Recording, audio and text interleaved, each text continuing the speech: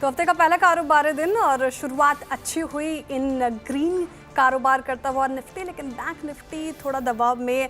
वीरेंद्र जी हमारे साथ मौजूद हैं। Very good afternoon sir. आपके पास ही आऊँगी सबसे पहले। जिस तरीके से आज देखिए शानदार गैप अप निफ्टी में देखने को मिला, लेकिन उसके उलट बैंक निफ्टी कमज़ोर दिख रहा है। सवाल यहाँ पे कि क्या स्ट्रैटेजी अब अपनाया जाए, कैसे नेविगेट करें इस मार्केट को? Shreya good afternoon. देखिए श्रेया, आज सुबह हमें एक गैप अप मिला ग्लोबल मार्केट से जो हैंडओवर था। आज सुबह मेरी अप्रोच यही थी, जब मैं आशीष और मैं जब मार्केट्स को नेविगेट कर रहे थे लगभग 9:15 के बाद, निफ्टी स्ट्रेंथ दिखा रहा था। और निफ्टी के चार्ट से पहले 2-3 कंपोनेंट्स रखिए फॉर भारतीय एयरटेल, ऑटो, रिलायंस और क्रूड का एडवांटेज लिए हुए सारे स्टॉक्स। और एक और चीज़, लेटर इसमें पार्टिसिपेट किया अदानी ग्रुप के स्टॉक्स ने।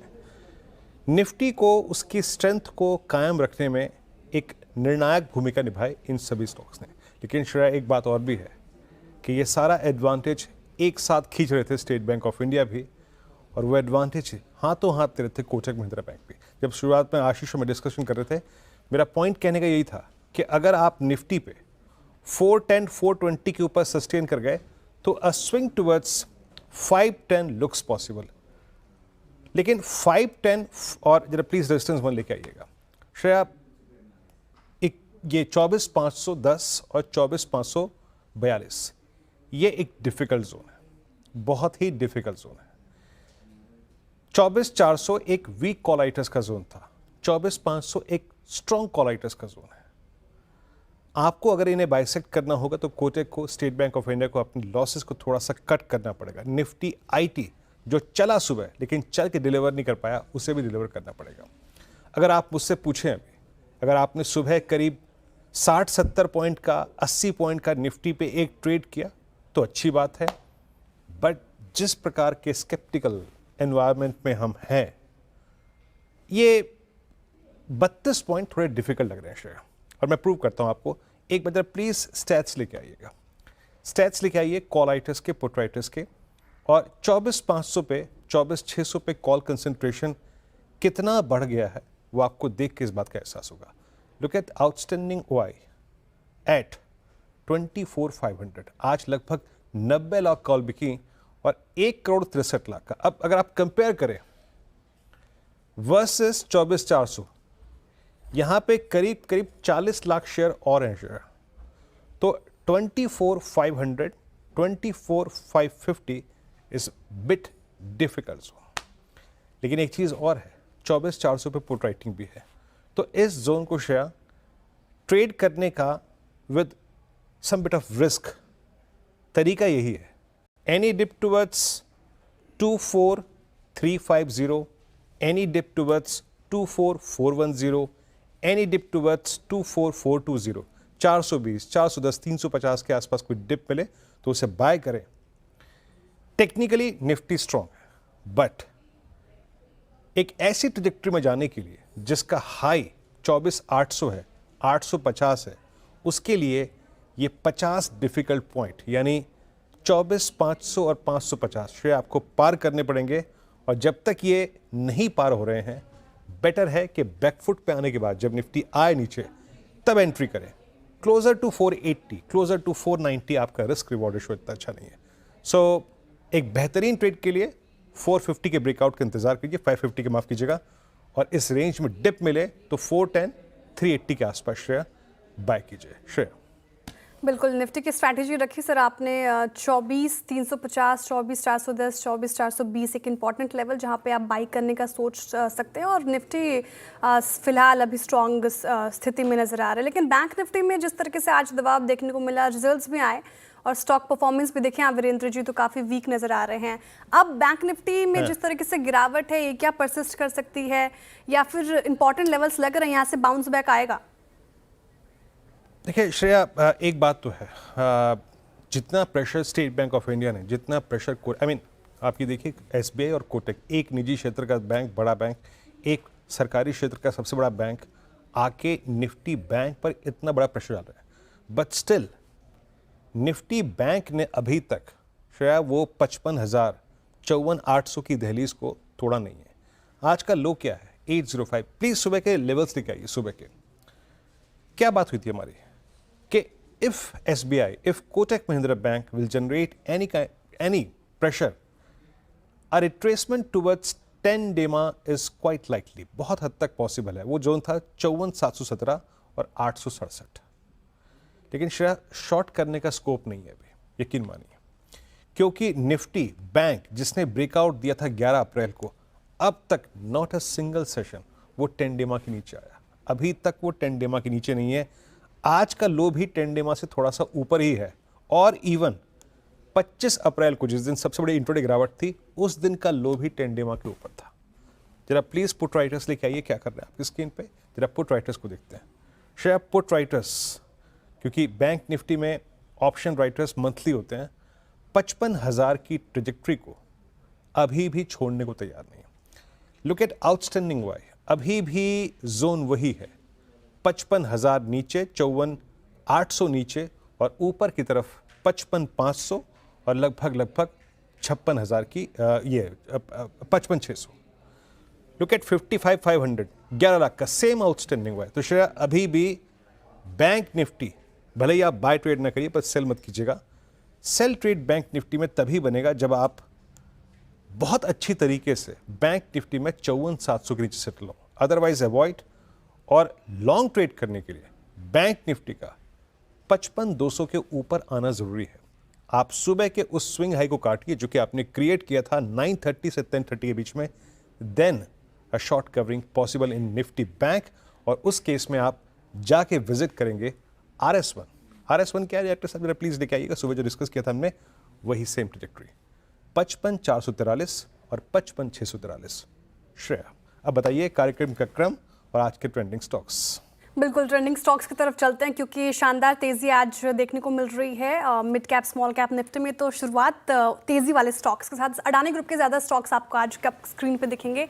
एक खबर यूएस की तरफ से आती हुई, दोनों की टीम ने मीटिंग की और ब्राइब को लेकर यहाँ पे लेकर बातचीत हुई। इस खबर के बाद अडानी एंटरप्राइजेज, अडानी पोर्ट्स देखिए शानदार तेज़ी, 7% से ज़्यादा की तेज़ी यहाँ पे देखने को मिली। ट्रेंड आज यहाँ पे खरीदारी होती हुई नजर आई है, 4.25% से ज़्यादा उछल गया। श्रीराम फाइनेंस अगेन यहाँ पे आज ये स्पॉटलाइट में आया, 4% करीब तेज़ी देखने को मिल रही है। इसके अलावा again Adani group stocks, Adani total gas देखिए, अडानी ग्रीन, अडानी टोटल 12% की तेज़ी, अडानी ग्रीन 8% की करीब तेज़ी, HPCL, IGL में भी शानदार तेज़ी, OMCs में जो हम बता भी रहते हैं हेडलाइन की तरफ, वहाँ पर शानदार तेज़ी देखने को मिल रही है। Again Kotak Mahindra bank result खराब और स्ट्रीट ने पनिश किया है, लगभग 4.25% का डेंट। SBI भी उसी में शामिल, करीब 1.25% टूटा। ONGC पे आज यहाँ पे दबाव देखने को मिल रहा है, लगभग 2%, और डॉक्टर रेड्डीज में भी मुनाफा वसूली देखने को मिल रही है, 1.25% से ज़्यादा। इसके अलावा देखिए लोधा लगभग 0.5% गिरकर कर रहा है कारोबार। टोरेंट पावर पर भी आज हालांकि फ्लैट ही कारोबार कर रहा है, और ओरेकल फाइनेंशियल देखिए 1.5% करीब टूट कर रहा है कारोबार। MCX में भी यहाँ पे लगभग 0.25% करीब हमें मुनाफा वसूली देखने को मिल रही है। चलिए अब कार्यक्रम की ओर बढ़ते हैं, और हमारे साथ फंडामेंटल राय देने के लिए होंगे SMIFS के शरद अवस्थी जी। टेक्निकल कॉल्स लेंगे हम प्रकाश गाबा से, मानस जायसवाल, राजेश सातपुते, कविता जैन, शिवांगी सारदा और सोमिल मेहता से। 2:15 पर क्रूड में भारी गिरावट से किन शेयरों और सेक्टर में तेजी है बताएंगे दीपाली राणा, साथ ही क्रूड में गिरावट की वजह समझेंगे एनर्जी एक्सपर्ट नरेंद्र तनेजा से। 2:20 पर यतिन बताएंगे आपको चौथी तिमाही के बाद कैसी है बैंकों की सेहत। 2:25 पर हम महिंद्रा एंड महिंद्रा के नतीजों का रिव्यू करेंगे सुदर्शन कुमार, साथ ही 2:30 बजे नतीजों पर चर्चा के लिए हमारे साथ महिंद्रा एंड महिंद्रा के CFO अमर ज्योति बरुआ भी जुड़ेंगे। 2:35 पर बैंक ऑफ बड़ौदा के नतीजों का पोल लेकर आएंगी कंचन नौटियाल, साथ ही पॉलीकैब के नतीजों का प्रिव्यू करेंगी मिताली जैन, और गोदरेज कंज्यूमर के नतीजे कैसे रह सकते हैं बताएंगे मंगलम मालू। 2:45 पर मिताली जैन बताएंगी मई में किन शेयरों का लॉक इन खुल रहा है। 2:50 पर मार्केट बिग वॉइस में हमारे साथ होंगे क्वेस्ट इन्वेस्टमेंट एडवाइजर्स के CIO अनिरुद्ध सरकार। 3:05 पर यतिन बताएंगे आपको डीलिंग रूम में किन शेयरों पर है फोकस। 3:10 पर वीरेंद्र जी से लेंगे कल के लिए स्ट्रैटेजी। 3:15 पर लेंगे BTST STBT कॉल्स। ओके, ये पूरा क्रम देखा हमने। डायरेक्टर साहब एक बार बस जरा सभी दर्शकों से बातचीत, ये मेहमानों से बातचीत करने से पहले जरा प्लीज़ निफ्टी के कंट्रीब्यूटर्स दिखा दीजिए। अगर हमें क्लोजिंग में वो 20, 30, 40 पॉइंट का ब्रेकआउट मिलना है, एक स्ट्रॉन्ग क्लोज देना है हमें ऑप्शन राइटर्स के ऊपर, तो हमारी किन चीज़ों पे नज़र होनी चाहिए? HDFC बैंक और रिलायंस। मैं मानता हूँ कि इन दो चीज़ों में कहीं ना कहीं छुपा होगा उस 50 पॉइंट को क्रॉस करने का पोटेंशियल, इन दो चीज़ों की बदौलत, रिलायंस और HDFC बैंक। बात करना शुरू करते हैं कॉल्स पे। Prakash sir, good afternoon. आपका ट्रेड इस वक्त का? Good afternoon to you. Trade इस वक्त है मुझे पॉलिसी बाजार। इसमें एक सेटअप सही है, अच्छा बेस बना है 1700 600 के आसपास, और सेटअप के हिसाब लगता है आपको मिलना चाहिए। ट्रेड करा है 1661 पर, थोड़ा डीप स्टॉप लॉस 1640 का, ज्यादा नहीं, मतलब 20-21 रुपए का स्टॉप लॉस है। नियर टर्म टारगेट 1700 के है, तो रिस्क रिवॉर्ड शुड बी 1:2 है। यस, पॉलिसी बाजार।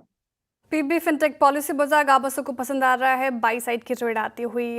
सोमिल जी, वेरी गुड आफ्टरनून। आप क्या पिक कर रहे हैं आज के सेशन के लिए? मेरा पिक होगा IRCTC।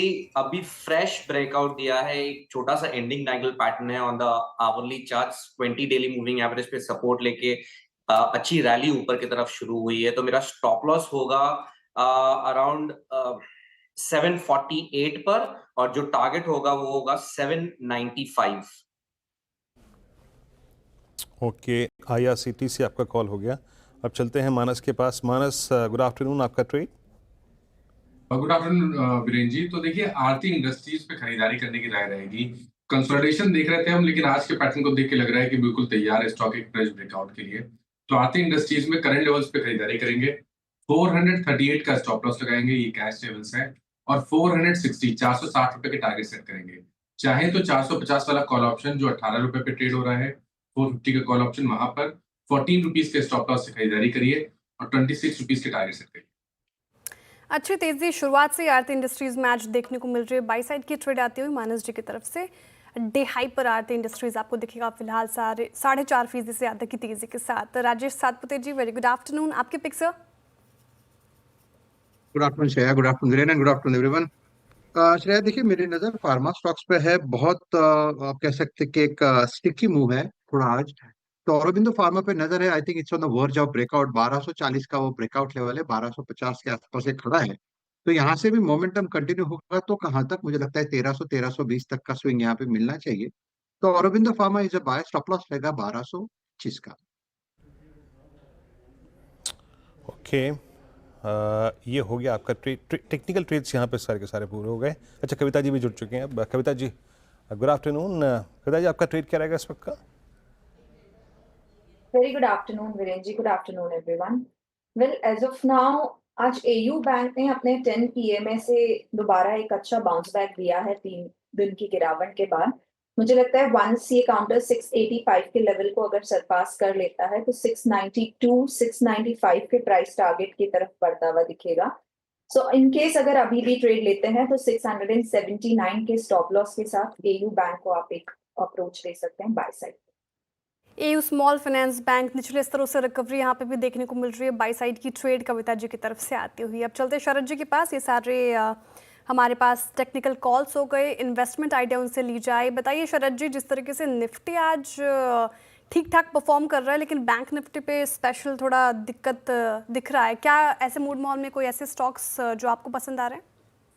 जी, हमारा मानना है राइट्स जो रेलवे के कंस्ट्रक्शन वगैरह EPC वगैरह का काम करती है, वो एक इंटरेस्टिंग बेट हो सकती है यहाँ से। कंपनी की अभी ऑर्डर बुक लगभग 8,000 करोड़ के आसपास है, जो पिछले कुछ समय में हाईएस्ट है।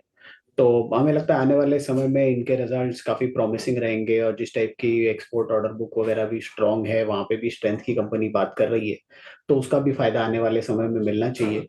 इसके अलावा एतिहाद के संग उन्होंने एक टाई अप किया है अक्टूबर में, जिससे वो UAE में जो डेवलपमेंट प्रोजेक्ट्स वगैरह कर सकते हैं रेलवे या उससे एसोसिएटेड फील्ड्स में, उस पर भी ध्यान दे रहे हैं। तो हमें लगता है ये सारी स्पेस का फायदा इनको आने वाले समय में मिलना चाहिए, और अगले 2 साल में ग्रोथ रेट्स वगैरह काफी स्ट्रांग रहनी चाहिए।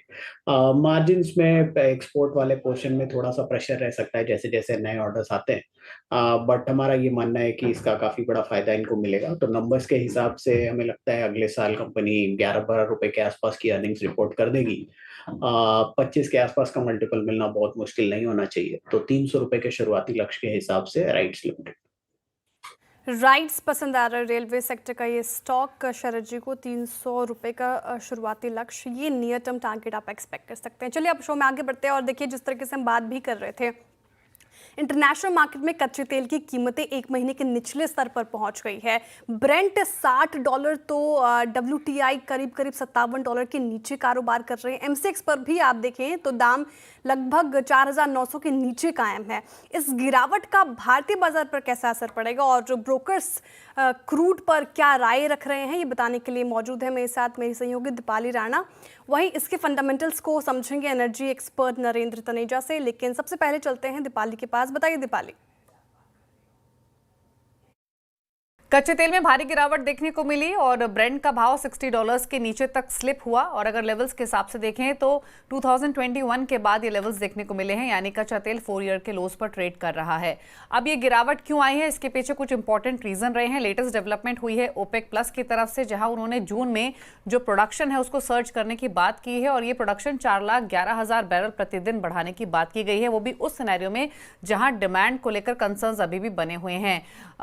इंपॉर्टेंट ये है कि एंटिसिपेट ये किया जा रहा था कि बढ़ोतरी तो होगी बट इतनी नहीं होगी। गोल्डमैन सैक्स की रिसेंटली रिपोर्ट आई थी जिसमें उन्होंने एंटिसिपेट किया था कि 1,40,000 बैरल प्रतिदिन की बढ़ोतरी ओपेक प्लस की तरफ से हो सकती है ओवरऑल प्रोडक्शन में, और उस आंकड़े के सामने ये 3 गुना ज्यादा बढ़ोतरी हुई है। खास बात यह है कि इससे पहले मई में भी ओपेक प्लस ने 4,11,000 प्रति बैरल की प्रोडक्शन बढ़ोतरी करने की बात कही थी, तो यानी सिर्फ और सिर्फ 2 महीने के अंदर ही 8 लाख बैरल प्रतिदिन से ज्यादा की सप्लाई कच्चे तेल की मार्केट में आते हुए दिखाई देगी और इसी ओवर सप्लाई की चिंता के बीच में ही प्राइसेस हमने करेक्ट होते हुए देखे हैं।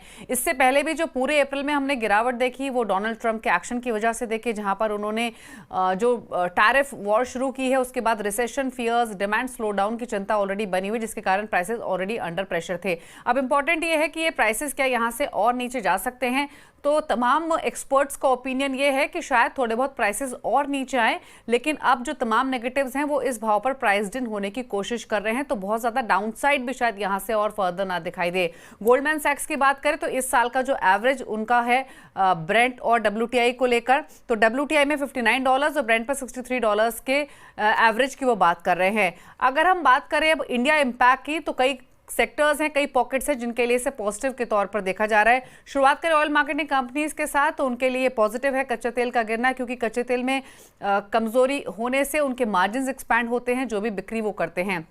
सिमिलरली अगर ऑयल एक्सप्लोरेशन कंपनीज की बात करें जैसे कि ONGC या ऑयल इंडिया, उनके लिए नेगेटिव डेवलपमेंट है क्योंकि लोअर ऑयल प्राइसेस डायरेक्टली उनके जो रेवेन्यूज अर्न होते हैं पर बैरल सोल्ड उसको इम्पैक्ट करते हैं, तो ये नेगेटिव डेवलपमेंट ONGC ऑयल के लिए। साथ ही paint, aviation, tyre, lubricant manufacturers, cement, chemicals, ये वो तमाम पॉकेट्स हैं जिनके लिए कच्चे तेल में कमजोरी पॉजिटिव है, क्योंकि जो major chunk of raw material ये तमाम कंपनीज यूज करती हैं वो ऑयल डेरिवेटिव्स होते हैं और इसीलिए लोअर प्राइसेस यानी उनके लिए लोअर इनपुट कॉस्ट, तो पॉजिटिव इन तमाम पॉकेट्स के लिए। शुक्रिया दीपाली इस पूरी चर्चा के लिए। तो बाजार के पास इन रेंज में, मतलब इस रेंज बाउंड मार्केट के पास एक बड़ा एडवांटेज है क्रूड 60 का स्तर। यहाँ पे पूरी OMCs और पेंट स्टॉक्स में स्ट्रॉन्ग मूव है, टायर स्टॉक्स में स्ट्रॉन्ग मूव है। ये एडवांटेज हमारे पास कब तक रहेगा? आपने गोल्डमैन सैक्स के जो व्यूज़ हैं वो भी सुने। हमारे साथ इस बीच एनर्जी एक्सपर्ट श्री नरेंद्र तनेजा बातचीत करने के लिए हैं। नरेंद्र सर नमस्कार, कार्यक्रम में स्वागत है आपका। ये ओपेक का जो निर्णय था, इसको थोड़ा समझाइए, किन सर्कमस्टेंसेस में इन्होंने ये प्रोडक्शन हाइक का फैसला लिया? वो तेल की कीमतों को निचले स्तरों पर रखने में भी राजी हो गए हैं।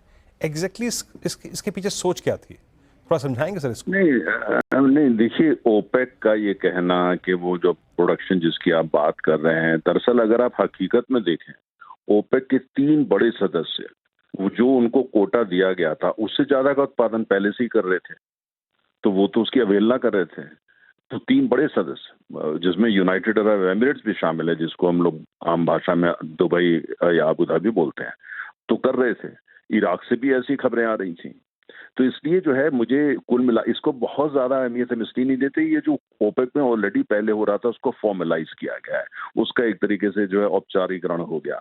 लेकिन सबसे अहम बात यह है कि ओपेक का हर सदस्य, जिसमें खास तौर से सऊदी अरब शामिल है, इराक शामिल है, अबू धाबी शामिल है, इन सबकी सबसे बड़ी चिंता कीमत के साथ साथ आज ये है कि जो मार्केट शेयर है वो उनका कहीं उधर उधर ना हो जाए। अगर आप ध्यान से देखें, भारत की चर्चा करें, हम मुख्यतः अगर आप पुराने 4 साल, 5 साल, 6 साल का इतिहास उठाते हैं, हम तेल इराक और सऊदी अरब से ही सबसे ज्यादा मंगाया करते थे।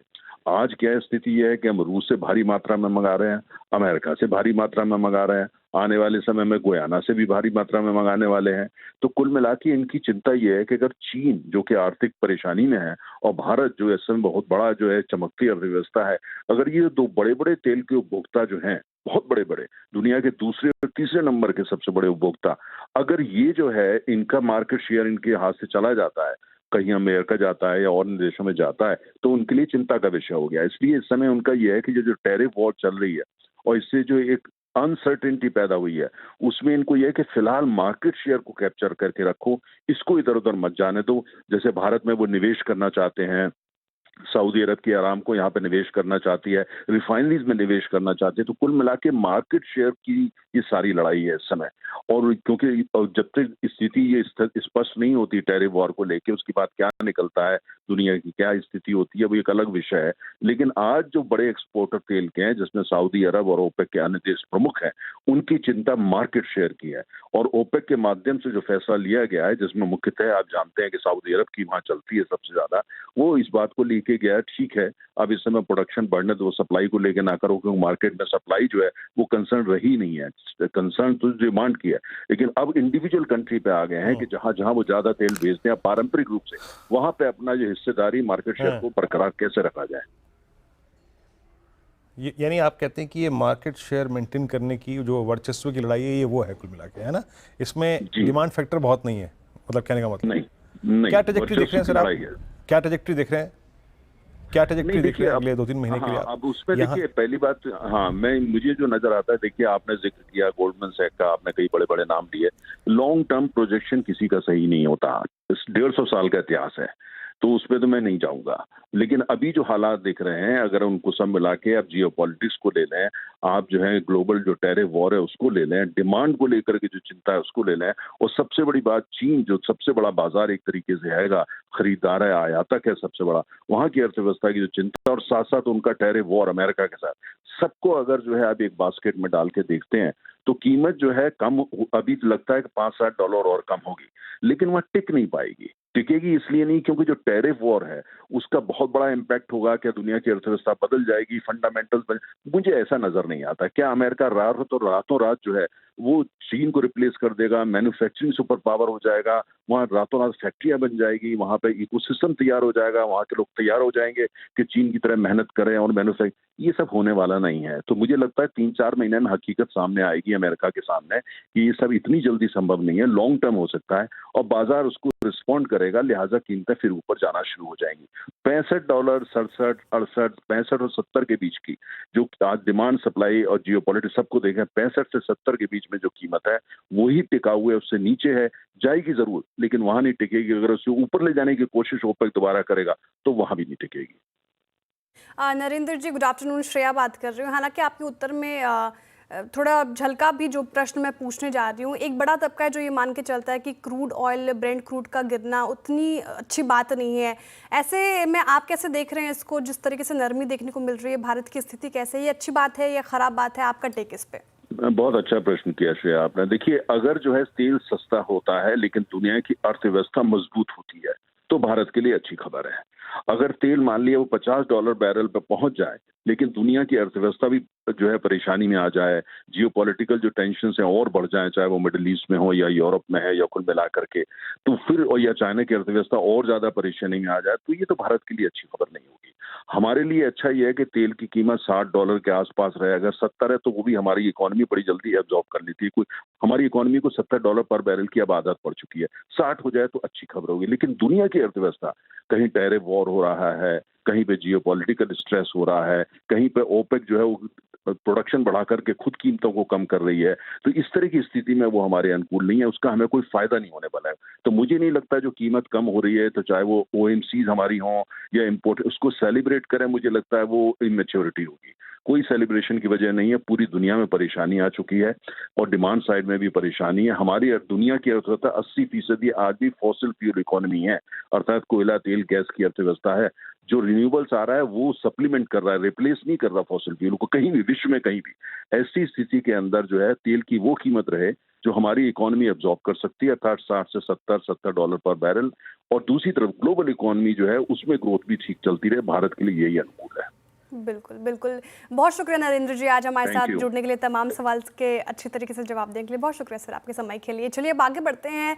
शरद जी, मैं आपसे जानना चाहूँगी, देखिए जिस तरीके से आज अब पूरे स्पेस में क्रूड ऑयल की बदौलत तेज़ी देख रहे हैं, एशियन पेंट्स देख लीजिए, पूरे पेंट सेक्टर, टायर सेक्टर, आपने नरेंद्र जी को सुना होगा, उससे पहले दीपाली भी बता रही थी ब्रोकरेजेस के व्यूज़। कोई ऐसे स्टॉक्स जो आप पे लगता है कि यहाँ पे अभी दम है और ये आगे जो तेज़ी आज के सेशन में देखने को मिल रही है वो परसिस्ट करेगी? OMCs सर्टेनली मुझे लगता है कि एक ऐसे जोन में है जहाँ से ऑब्वियसली यहाँ से भी और इम्प्रूवमेंट आना चाहिए। IOC वगैरह में अभी भी आप अगर देखें तो डिविडेंड यील्ड्स वगैरह शायद रोबस्ट ही बैठेगी। 16-17 रुपए की अर्निंग्स अगले साल, 13-14 रुपए की अर्निंग्स हम एक्सपेक्ट कर रहे हैं। 12-15 का मल्टीपल मिलना बहुत मुश्किल नहीं होना चाहिए। तो अभी भी मुझे लगता है 180-185 तक के आसपास के जो टारगेट्स हैं वो IOC पे अवेलेबल है। सिमिलरली मेरे हिसाब से HPBP में भी जो वैल्यूएशंस हैं अभी भी वहाँ पे स्कोप है, तो वो भी 8.5-9 के फॉरवर्ड मल्टीपल्स पे है। तो BP अगर 11-12 टाइम भी चलता है तो मेरे हिसाब से 400 रुपए के आसपास की वैल्यूएशन होगी। HPCL में भी आपको सिमिलर अपसाइड मिलनी चाहिए। टायर स्टॉक्स का आप लोग जिक्र कर रहे थे, वहाँ मुझे लगता है JK टायर ने अभी तक बिल्कुल पार्टिसिपेट नहीं किया है, तो वो एक स्टॉक हो सकता है जो आप देख सकते हैं। बाकी टायर स्टॉक्स में थोड़ा सा रन अप आया है, रबड़ के प्राइसेस भी नीचे आए हैं, उसका भी फायदा होना चाहिए। तो मुझे लगता है एक आप JK टायर पर बेट कर सकते हैं, और OMC certainly, BP, HP, IOC तीनों में मुझे लगता है, HPCL में भी लगभग अगले साल आप क्या 50 रुपए के आसपास की अर्निंग्स उम्मीद कर रहे हैं। 10-11 टाइम भी ट्रेड करता है तो मेरे हिसाब से 550 रुपए के आसपास के टारगेट्स। तो मुझे लगता है अक्रॉस द बोर्ड OMCs तो सर्टेनली अट्रैक्टिव है। HPCL में शायद यहाँ से आपको सबसे डिसेंट अपसाइड दिखाई दे, बट तीनों ही OMCs मुझे लगता है अट्रैक्टिव रहनी चाहिए। और टायर स्टॉक्स को भी थोड़ा फायदा होना चाहिए, थोड़ा पेंट स्टॉक्स को भी होना चाहिए, बट पेंट स्टॉक्स में थोड़ा रन अप आ गया, वैल्यूएशन हमेशा थोड़ी सी एक्सपेंसिव रहती है। तो मुझे लगता है टायर स्टॉक्स में JK टायर प्रोबेबली एक बढ़िया बेट हो सकती है। ओके, तो OMCs और JK टायर स्पेस में आपको पसंद आ रहा है। चलिए अब आगे बढ़ते हैं। और जिस तरीके से बैंक निफ्टी में प्रेशर देखने को मिला क्वार्टर 4 नतीजों के बाद, आप देखिए कोटक महिंद्रा बैंक आज 5% से ज़्यादा गिरा है, और कोटक महिंद्रा बैंक SBI के नतीजों के साथ ही चारों दिग्गज बैंकों के नतीजे आ गए हैं। और चौथी तिमाही में इन बैंकों के नतीजे कैसे रहे, बैंकों की पिक्चर अब कैसी रहेगी, ये समझाने के लिए यतिन हमारे साथ मौजूद हैं। बताइए यतिन, आपने रिजल्ट्स देखे, अब कैसी तस्वीर लग रही है, क्या टेक है आपका? तो देखिए, अगर हम बात करें बैंकिंग सेक्टर की, तो ऑब्वियसली HDFC बैंक और ICICI बैंक के नंबर्स काफ़ी आगे और बेहतर रहे हैं मार्केट अनुमान से। हालांकि SBI और कोटक की बात करें तो यहाँ थोड़ी बहुत निराशा हाथ लगी है। ICICI बैंक से शुरू करते हैं क्योंकि वो नंबर सबसे बढ़िया बाजार को लगा। Q4 के नतीजों में लोन ग्रोथ लगभग 13.5% के आसपास रही और डिपॉजिट ग्रोथ सिक्वेंशियली 6% मजबूत रही, जिसके कारण आपको नतीजे थोड़े अनुमान से बेहतर लगे। ऑब्वियसली थोड़ी बहुत प्रॉफिट टेकिंग आज के सत्र में देखने को मिल रही है, लेकिन क्लियरली स्टॉक ने पूरे निफ्टी बैंक को आउट परफॉर्म किया है पिछले साल। अगर हम HDFC बैंक की बात करें तो क्रेडिट ग्रोथ 4% सिक्वेंशियल रही, और अगर हम NPA एसेट क्वालिटी की बात करें तो यहाँ अच्छा खासा सुधार हमको देखने को मिला, जिसके कारण बाजार को ये नतीजे पसंद आए। अच्छा खासा आउट परफॉर्मेंस HDFC बैंक में आपको देखने को मिला है। हालांकि कोटक बैंक की बात करें तो कासा ग्रोथ कमजोर रही है। FY22 से लेकर FY25 के कार्यकाल में केवल 6% की कासा ग्रोथ देखने को मिली है, और लोन ग्रोथ की बात करें तो 14% इस साल देखने को मिली है Q4 में, लेकिन ये अनुमान से थोड़ा फीका नंबर आपको दिखाई पड़ रहा है। MFI बिजनेस में दबाव के कारण, छोटे लोन में दबाव के कारण एसेट क्वालिटी में भी थोड़ा बहुत वीकनेस आपको देखने को मिला है। SBI Q4 के नतीजों में देखें तो मार्जिन्स में, खास करके नेट इंटरेस्ट मार्जिन्स में आपको प्रेशर देखने को मिला है, और लोन ग्रोथ भी अनुमान से थोड़ी वीक रही है। इनफैक्ट सालाना 12% ग्रोथ और तिमाही दर तिमाही बेसिस पे केवल 4% की लोन ग्रोथ आपने SBI में देखी है। शायद इसीलिए आपको स्टॉक थोड़ा बहुत प्रेशर में देखने को मिल रहा है। डिपॉजिट ग्रोथ देख लेते हैं, और यहाँ अगर हम देखें तो HDFC बैंक और ICICI बैंक ने काफ़ी अच्छी डिपॉजिट ग्रोथ देखी है सिक्वेंशियल बेसिस पे, लगभग 6% के आसपास की। हालांकि SBI की सिक्वेंशियल डिपॉजिट ग्रोथ केवल 3% के आसपास रही है, और कोटक बैंक की 5.4% रही, बावजूद इसके कि जो सेविंग अकाउंट है यहाँ कोटक बैंक में आपको ज़्यादा ब्याज दर मिलती है। तो HDFC बैंक और ICICI बैंक इस तर्ज पे डिपॉजिट मोबिलाइजेशन अच्छी तरीके से कर पाए हैं। नेट इंटरेस्ट मार्जिन्स की बात करें तो HDFC बैंक और ICICI बैंक के नेट इंटरेस्ट मार्जिन्स काफ़ी अच्छे रहे हैं। QOQ बेसिस पे अगर हम देखें तो एक्सपेंशन हुआ है, और SBI का अगर हम नंबर देखें तो नेट इंटरेस्ट मार्जिन्स ने कहीं ना कहीं डिसअपॉइंट किया है JM फाइनेंस की रिपोर्ट के हिसाब से। ऑब्वियसली अगर हम ग्रोथ की बात करें तो net interest margin HDFC bank और ICICI बैंक के लिए बड़े हैं, हालांकि कोटक बैंक के लिए कमजोर रहे, और SBI के लिए अनुमान से थोड़े वीक नज़र आते हुए नज़र पड़ रहे हैं। ऑब्वियसली आईसीआईसीआई बैंक और एचडीएफसी बैंक की बात करें तो नेट इंटरेस्ट मार्जिन्स में सुधार देखने को मिला है, डिपॉजिट ग्रोथ सुपीरियर है और शायद इसीलिए वैल्यूएशन के तर्ज पे भी एचडीएफसी बैंक और आईसीआईसीआई बैंक को अच्छा वैल्यूएशन आप दे पा रहे हैं। और अगर हम प्राइस टू बुक वैल्यूएशन की बात करें तो एचडीएफसी बैंक, आईसीआईसीआई बैंक अभी भी अच्छे वैल्यूएशंस पे अवेलेबल हैं वर्सेस हिस्टोरिकल लेवल्स। और अगर हम एसबीआई की बात करें, कोटक की बात करें तो इनके मल्टीपल्स वीक हैं क्योंकि ग्रोथ थोड़ी बहुत कमजोर है। और इस रिजल्ट सीजन में क्लियरली एचडीएफसी बैंक और आईसीआईसीआई बैंक ने काफी अच्छा प्रदर्शन दिखाया है एसबीआई और कोटक के मुकाबले। जी यतिन, शुक्रिया आपका पूरा ये कंपैरेटिव एनालिसिस करने के लिए। एचडीएफसी बैंक आज आईसीआईसीआई बैंक लीडरशिप रोल में, मोस्ट स्पेशली एचडीएफसी बैंक और कोटक और साथ ही साथ स्टेट बैंक ऑफ इंडिया पर डालते हुए। बहरहाल आप लिखे आइए जरा प्लीज़ एक बार एमएनएम आज का स्टार, और इनफैक्ट मैं कह सकता हूँ कि ऑटो स्पेस का सिंगल हैंडेडली जिस स्टॉक ने इस वक्त लीडरशिप अपने हाथ में ले ली है, ये काफ़ी समय से रही भी है, वो है एमएनएम 3014। और हमने इस पर डिप भी बहुत बड़ा देखा था, याद रखिएगा ऑल टाइम हाई क्रिएट किया 4 फरवरी को और 9 अप्रैल को इसने 2461 का लो लगाया। वीकली पर वो 100 वेमा था और सडनली ये स्टॉक एक बार फिर से नज़दीक ऑल टाइम हाई के। नंबर्स में क्या था क्रक? सुदर्शन से बात करते हैं। सुदर्शन, नंबर स्ट्रॉन्ग थे both top line bottom line, पर एग्जैक्टली इन नंबर्स में ग्रोथ ड्राइवर्स क्या थे? किसने थ्रस्ट जनरेट किया जिसके बाद ये नंबर्स एमएनएम पोस्ट कर पाया? एमएनएम ने आज अपना Q4 FY25 का रिजल्ट पेश किया और रिजल्ट्स अगर जो आप देखेंगे तो बहुत ही स्ट्रांग है। और रिजल्ट्स को लीड किसने किया? वो है ट्रैक्टर सेगमेंट। ट्रैक्टर सेगमेंट का मार्जिन आया है 19.4%, वो जो कि मल्टी क्वार्टर हाई पे है। और सबसे पहले अगर जो बात करेंगे कंसोलिडेटेड प्रॉफिट का, वहाँ पे 20% इंक्रीज देखने को मिला है। इवन रेवेन्यू भी 20% बढ़ा है। प्रॉफिट आया है 3295 करोड़ और रेवेन्यू आया है 35,373 करोड़। अब आते हैं स्टैंडअलोन नंबर जो हम कंपेयर कर रहे हैं अपने एस्टिमेट से। यहाँ पे प्रॉफिट में 22% की बढ़त देखी गई है, रेवेन्यू भी 25% बढ़ा है, एबिटा 40% बढ़कर आया है 4,683 करोड़ और मार्जिन आया है 14.9%। और आप कंपेयर करेंगे सेम क्वार्टर लास्ट ईयर से तो वहाँ से 200 बेसिस पॉइंट्स ज़्यादा आया और अगर जो अपने एस्टिमेट से कंपेयर करेंगे तो वहाँ से भी 100 बेसिस पॉइंट्स ज़्यादा आया है। इसका रीज़न क्या है? क्योंकि ट्रैक्टर सेगमेंट का मार्जिन जो आया है 19.4%, वो अपने मल्टी क्वार्टर हाई पे, क्योंकि रिसेंटली कंपनी ने प्राइस हाइक लिया था, प्राइस इंक्रीज किया था, उसके कारण इनका रियलाइजेशन बढ़ा है। रियलाइजेशन दोनों सिक्वेंशियली और ईयर ऑन ईयर बढ़ा है। अगर जो देखेंगे रियलाइजेशन ईयर ऑन ईयर 5% बढ़त देखने को मिला और सिक्वेंशली देखेंगे तो वहाँ पे 11% बढ़त देखने को मिला है। ऑटो मार्जिन की बात करें तो वो आया 9.2%, अगर जो कंपेयर करेंगे तो वो 9% था same quarter last year. Agri margin 19.4% against 15.8%। अब आते हैं वॉल्यूम फ्रंट पे, क्योंकि वॉल्यूम के कारण रेवेन्यू में अच्छी बढ़त देखने को मिली है और यहाँ पे टोटल वॉल्यूम्स उनका ईयर ऑन ईयर 19% बढ़ा था। ऑटो वॉल्यूम्स में 18% बढ़त देखने को मिला था और ट्रैक्टर सेगमेंट के वॉल्यूम में 23% बढ़त देखने को मिला है। तो रिजल्ट तो अच्छा है। अब मैनेजमेंट के कमेंट्री में हम क्या देखेंगे, कंपनी क्या बोलती है डोमेस्टिक इंडस्ट्री आउटलुक का, क्योंकि मारुति और सायम दोनों ने बोला था कि FY26 डोमेस्टिक पीवी इंडस्ट्री का जो ग्रोथ होगा वो FY25 से कम होगा। तो FY25 में ग्रोथ था 3 से 4% और FY26 का जो प्रोजेक्शन है सायम का, वहाँ पे वो देख रहे हैं ग्रोथ रेंज 1 to 2%। लेकिन M&M के लिए बेनिफिशियरी क्या होता है कि ये मेजरली SUV सेगमेंट में है और SUV सेगमेंट का ग्रोथ हमेशा लास्ट 2-3 साल से बहुत ही स्ट्रॉन्ग रहा है। तो 1 से 2% का जो प्रोजेक्शन है वो M&M के लिए आई डोंट थिंक मतलब कि वो डिपेंड करेगा, क्योंकि इनका ग्रोथ मोस्टली 1 से 2% के रेंज से ज़्यादा रहने का आसार है। दूसरा कमेंट्री में ये भी देखा जाएगा कि इलेक्ट्रिक व्हीकल के डिमांड के बारे में कंपनी क्या बोलती है और ऑल्सो कब तक ये मार्जिन एक्रेटिव हो सकता है और इन्वेंट्री और डिस्काउंटिंग का ट्रेंड क्या है। लेकिन अगर जो अर्निंग्स की बात करें, अभी तक जितनी भी ऑटो कंपनीज ने रिजल्ट पेश किया है उसमें M&M का रिजल्ट सबसे स्ट्रॉन्ग है।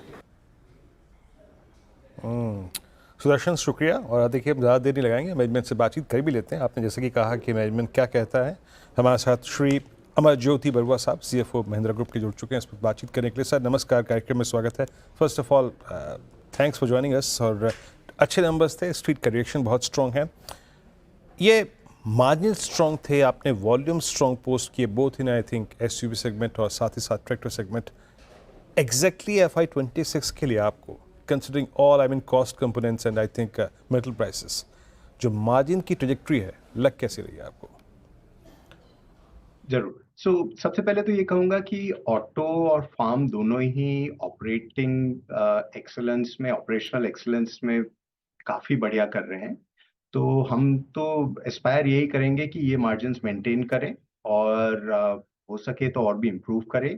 थिंक फार्म में इन पर्टिकुलर बहुत हाई लेवल ऑफ मार्जिन पे अभी ऑपरेट कर रहा है वो बिजनेस, काफी एफिशिएंट है। थोड़ा कमोडिटीज से भी हेल्प मिली है, काफी बिनाइन कमोडिटी प्राइसेस रहे हैं। तो अगर कमोडिटी इन्फ्लेशन का हेडविंड नहीं आए तो हमें लगता है कि ये मार्जिन सस्टेन हो सकते हैं।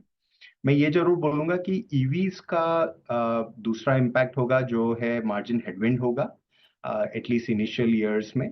तो वो अभी बहुत ही लो वॉल्यूम है ऑटो में, तो कंपैरेटिवली बिजनेस एब्जॉर्ब कर रहा है बिना कुछ मेजर इम्पैक्ट के।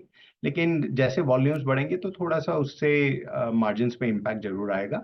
बट कोर जो आइस पोर्टफोलियो है, एलसीवी वगैरह, उसमें हम चाहते हैं कि वो जो इस क्वार्टर आपने देखा कि 10% मार्जिन्स ऑटो ने डिलीवर किए हैं, वो सस्टेन करें और इससे इम्प्रूव करें हो सके तो। और फार्म में तो डेफिनेटली रहेगा यही एंडेवर कि वो सस्टेन कर सके। ओके, अमर ज्योति जी, वेरी गुड आफ्टरनून। श्रेया बात कर रही हूँ सर। ऑटो की अगर इलेक्ट्रिक और एसयूवी सेगमेंट की बात करूं मैं, तो यहाँ पे आप ग्रोथ कैसा देख रहे हैं? क्योंकि अगर कंपेयर करें तो इंडस्ट्री के दूसरे प्लेयर्स ने कहा है कि यहाँ पे नरमी देखी जा सकती है। आपका टेक इस पे?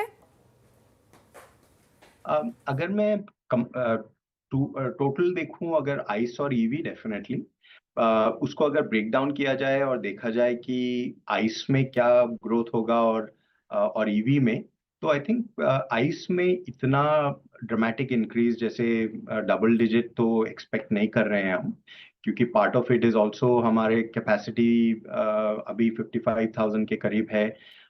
तो एक वो भी लिमिटेशन रहेगा, और दूसरा मार्केट एक्सपेक्टेशन है कि single digit low to just over 5% growth होगा मार्केट का, एसयूवी मार्केट का। ओवरऑल पीवी मार्केट अगर भी इतना एक्सपेक्टेशन नहीं है तो एसयूवी में ये एक्सपेक्टेशन है। तो हम चाहते हैं कि एटलीस्ट उस लेवल पे ग्रो कर सके, और ईवी में तो डेफिनेटली काफी ग्रोथ एक्सपेक्टेशन है। तो कंबाइंड टोटल से उससे हम डबल डिजिट एक्सपेक्ट कर रहे हैं टीम्स में। ओके सर, एक और चीज़ हमने देखा है, specially for M&M in your case, नए लॉन्चेस आपके लिए हमेशा एक स्ट्रॉन्ग वॉल्यूम्स जनरेट करते हैं। तो FY26 के लिए लाइंड अप कैसा है आपके वॉल्यूम्स का, न्यू लॉन्चेस? तो हमने अभी मीडिया रिपोर्ट्स में अभी आप देखेंगे कि हमने जस्ट अनाउंस किया है कि अगस्त 15 में हम नया एक प्लेटफॉर्म के बारे में बात करेंगे। वो प्लेटफॉर्म प्रोडक्ट लॉन्च नहीं है, वो या पूरे एक सेट ऑफ प्रोडक्ट्स के लिए हम लॉन्च करेंगे जो फ्यूचर में हमें प्रोडक्ट लॉन्चेस में ट्रांसफॉर्म होगा। तो इस साल कोई major as it is product launches नहीं है, लेकिन वो प्लेटफॉर्म हमें एक फाउंडेशन देगा जिससे हम काफी प्रोडक्ट लॉन्चेस कर पाएंगे। Okay sir, Mahindra and Mahindra, आपकी कंपनी के ट्रैक्टर सेगमेंट की बात करूँ तो लगातार हमें वहाँ पे आउट परफॉर्मेंस देखने को मिली है। पिछले क्वार्टर्स में भी देखा, और आंकड़े, ऑटो इंडस्ट्री के आंकड़े में भी वो चीज़ बयां होती है। लेकिन ट्रैक्टर की जो मार्केट शेयर में जो हमें बढ़ोतरी देखने को मिल रही है, क्या वो आगे भी ऐसे ही कायम रहेगी? आपकी राय इस पर क्या है? मैं बोलूँगा कि वॉल्यूम तो डेफिनेटली इंडस्ट्री एक्सपेक्टेशन है कि ग्रो अच्छा करेगा। 6 to 7% इंडस्ट्री ग्रोथ एक्सपेक्टेशन है, तो वो हम सस्टेन चाहेंगे कि हमारा शेयर मेंटेन हो और हम उस लेवल पे रहें। जहाँ तक कि गेन का सवाल है वो देखते हैं। मुझे लगता है कि 43% प्लस में हम ऑलरेडी काफ़ी हाई शेयर में हैं, तो डिफेंड करना बहुत ज़रूरी है अभी। और इंडस्ट्री ग्रोथ लेवल पे अगर मेंटेन कर सके तो वो डिफेंड हो जाएगा शेयर। तो अभी इंटरनल यही टारगेट्स हैं। देखते हैं, अगर कुछ टीम और कर सके तो डेफिनेटली पुश करेंगे। मतलब आपने SML चीज़ों में इन्वेस्ट किया, लास्ट ईयर आपने RBL बैंक में निवेश किया था, somewhere I think in the mid of FY26 या फिर माइट बी लेटर। आप अपने इन दोनों निवेशों के बारे में फिर से सोचेंगे, कोई अध्ययन करेंगे, समीक्षा करेंगे क्या? तो ऐसे मैं कैटेगराइज करूंगा कि अभी हमारा सारा फोकस है स्केल में। तो छोटे इन्वेस्टमेंट्स का तो कोई ऐसा प्लान नहीं है। जो भी इन्वेस्टमेंट होगा वो स्केल बिल्ड करने में होगा, ऑर्गेनिक या इनऑर्गेनिक। तो आपने जैसे देखा एमटीबीडी जो हमारा ट्रक्स एंड बसेस डिवीजन है, उसको ग्रो करने के लिए, डबल उनका शेयर करने के लिए हमने ये एसएमएल एक्विजिशन अनाउंस किया है। इस तरह से अगर कोई अपॉर्चुनिटी मिलती है तो डेफिनेटली, लेकिन कोई छोटे मोटे इन्वेस्टमेंट्स का प्लान एज सच नहीं है। चलिए सर, बहुत बहुत शुक्रिया आप इस कार्यक्रम में शामिल हुए, नंबर्स को लेकर, FY26 के आउटलुक को लेकर सब पे बातचीत किया आपने। सर बहुत बहुत शुक्रिया इस कार्यक्रम में शामिल होने के लिए और best of luck for the next quarter sir. M&M Manas से बात करते हैं। मानस से मैंने इस पर बात की थी। मानस, ये क्या वाकई वो एक चार्ट है, वो प्रॉमिसिंग चार्ट्स, क्योंकि बाजार ने जहाँ जहाँ अर्निंग्स का सपोर्ट मिला हाथों हाथ ले गया। इस अर्निंग सीजन की शुरुआत में आपको याद होगा HDFC AMC, क्या प्राइस एक्शन था। क्या HDFC AMC, स्पेशली जब मैं वीकली चार्ट्स को देखता हूँ, वो पोटेंशियल रखता है क्या बड़े बिग ब्रेकआउट का? तो देखिए, कम से कम जो पिछले हाईज एमएनएम ने बनाए थे 3200-3250 के आसपास, वो टारगेट बिल्कुल आप सेट कर सकते हैं। और बेहतर रहेगा कि यहाँ पर 1 से 2 दिनों का नहीं, कम से कम 2 से 3 हफ्ते का ट्रेड लें, करंट लेवल्स पे खरीदारी करें। स्टॉप लॉस थोड़ा सेफ लगाना पड़ेगा क्योंकि मार्केट थोड़ा वोलेटाइल है, इसलिए 2940 के नीचे आपको स्टॉप लॉस लगाना है। 3120 और 3250 ये 2 टारगेट आपको सेट करके चलने हैं एमएनएम में। ओके, महिंद्रा बाई है फिलहाल, स्ट्रॉन्ग चार्ट्स लग रहे हैं। और चलिए अब 4 का चौका लेते हैं और सस्ता ऑप्शन लेंगे मानस जायसवाल जी से। साथ ही एफएनओ सुपरस्टार के लिए हमारे साथ है कविता जैन जी। चार्ट का चमत्कार बताएंगे सोमिल मेहता, साथ ही मिड कैप फंड डालेंगे शरद अवस्थी जी से। मानस जी आपसे शुरुआत, बताइए सस्ता ऑप्शन आपका। तो देखिए, सस्ता ऑप्शन के लिए पॉलीकैप के ऑप्शन में खरीदारी करने की राय रहेगी। पॉलीकैप का 5800 का 5800 वाला कॉल ऑप्शन ले सकते हैं। 244 पे ये ऑप्शन ट्रेड हो रहा है। यहाँ पर 199 के स्टॉप लॉस से खरीदारी करेंगे और 350 रुपए के टारगेट सेट करेंगे। डिस्क्लोजर है कि ये रिकमेंडेशन हमने अपने क्लाइंट्स को भी दिया हुआ है। ओके, पॉलीकैप 5800 की कॉल 244 पे ट्रेड करते हुए आपका बाय कॉल। कविता जी आपका ट्रेड करेगा आज का एफएनओ सुपरस्टार। तो वीरेन जी, एफएनओ सुपरस्टार के लिए आज कैपिटल गुड्स में भी नीचे इस तरह से एक अच्छी रिकवरी आते हुए दिखी है। सो यहाँ मुझे लगता है बीएससी एक ब्रेकआउट देने में है। एज ऑफ नाउ 6430 के लेवल पर है। 16450 को एक क्रॉस करता है तो एक अच्छे मूव बनते हुए दिखेंगे। और द प्राइस टारगेट ऑफ 6500 6550 के प्राइस टारगेट के लिए बीएससी पर आप एक बाय ट्रेड इनिशिएट कर सकते हैं। 6405 का स्टॉप लॉस मेंटेन करें। ओके, बीएससी की फ्यूचर्स में खरीदारी की राय एफएनओ सुपरस्टार के लिए। अब चार्ट का चमत्कार के लिए चलते हैं सोमिल मेहता के पास। बताइए सोमिल जी आपका चार्ट का चमत्कार। मेरा बाय कॉल होगा ऑन हिंद कॉपर, और ये स्टॉक में एबीसी करेक्टिव खत्म हुआ है और 20 और 40 डेली मूविंग एवरेज पे सपोर्ट लेके एक एंडिंग डायगोनल, एक छोटे से एंडिंग डायगोनल से ब्रेकआउट मिला है। स्टॉप लॉस होगा 212 का, छोटा सा स्टॉप लॉस है, और ऊपर में 228 के टारगेट्स होंगे। ओके, तो आपका हिंदुस्तान कॉपर आज का एक बाय कॉल है। आज का चार्ट का चमत्कार। चलते हैं मिड कैप फंडा के लिए अब शरद जी के पास। शरद जी क्या पिक कर रहे हैं आप मिड कैप फंडा? जी, हमारा आज का मिड कैप फंडा होगा आरएचआई मैग्नेसिटा। कंपनी रिफ्रैक्टरीज बनाती है, स्टील में, सीमेंट वगैरह में काम आने वाली। इंडिया में लगभग 30% मार्केट शेयर है इनके पास। सालाना 100 करोड़ के आसपास का कैपेक्स कंपनी लगातार कर रही है। पिछले कुछ समय में भी कैपेसिटी को सब्सटैंशियली इम्प्रूव किया है। पिछले कुछ समय में रॉ मटेरियल का प्रेशर था, जिसकी वजह से एल्यूमिना और क्रोमाइट के प्राइसेस की वजह से, जिस वजह से मार्जिन्स में थोड़ी कमी दिखाई दी है, 12% के आसपास आ गई है। मैनेजमेंट की गाइडेंस के हिसाब से कुछ नेगोशिएशंस ऑन द टेबल चल रहे हैं, जिसकी वजह से आने वाले 1-2 क्वार्टर्स में आप उम्मीद कर सकते हैं कि मार्जिन्स वापस से 15% के आसपास हो जाएंगी। और इसके अलावा हमें लगता है कि रिफ्रैक्टरीज में डिमांड वगैरह काफी स्ट्रांग रहेगी। स्ट्रांग बैलेंस शीट है। कंपनी पिछले 10-12 सालों में अगर आप देखें लगातार मेटल्स को प्रोवाइड करती है, लेकिन मेटल सेक्टर से टोटली डीएलिएनेटेड है। तो अगले साल हमारे हिसाब से कंपनी काफी रैपिड ग्रोथ डिक्लेयर करेगी और लगभग 20 रुपए के आसपास की अर्निंग डिक्लेयर करेगी। और 25-30 का मल्टीपल मिलना बहुत मुश्किल नहीं होना चाहिए। तो 550 के शुरुआती लक्ष्य के हिसाब से आरएचआई मैग्नेसिटा। ओके RHI मैग्नेस्टी आपकी बाई की कॉल मिड कैप फंडा के लिए। अब शो में आगे बढ़ते हैं और रिजल्ट्स की बात करते हैं। देखिए कल वायदा बाजार में bank of Baroda, Godrej consumer और पॉलीकैब समेत 10 कंपनियों के नतीजे आएंगे और नतीजों का अनुमान बताने के लिए हमारे साथ मौजूद हैं मंगलम मालू, कंचन नौटियाल और मिताली जैन। पहले मंगलम के पास चलते हैं। मंगलम, आप बताइए कि गोदरेज कंज्यूमर के नतीजे कैसे रह सकते हैं? गोदरेज कंज्यूमर के नतीजे इस बार काफ़ी अच्छे रहेंगे और काफ़ी अच्छे relative to the third quarter, तीसरी तिमाही की वजह से। अगर आप देखें तो कंपनी ने खुद ही कहा है कि चौथे क्वार्टर में वॉल्यूम ग्रोथ में सुधार की उम्मीद है उनको, और underlying volume growth mid single digit यानी 5 से 6%, 4 से 5%।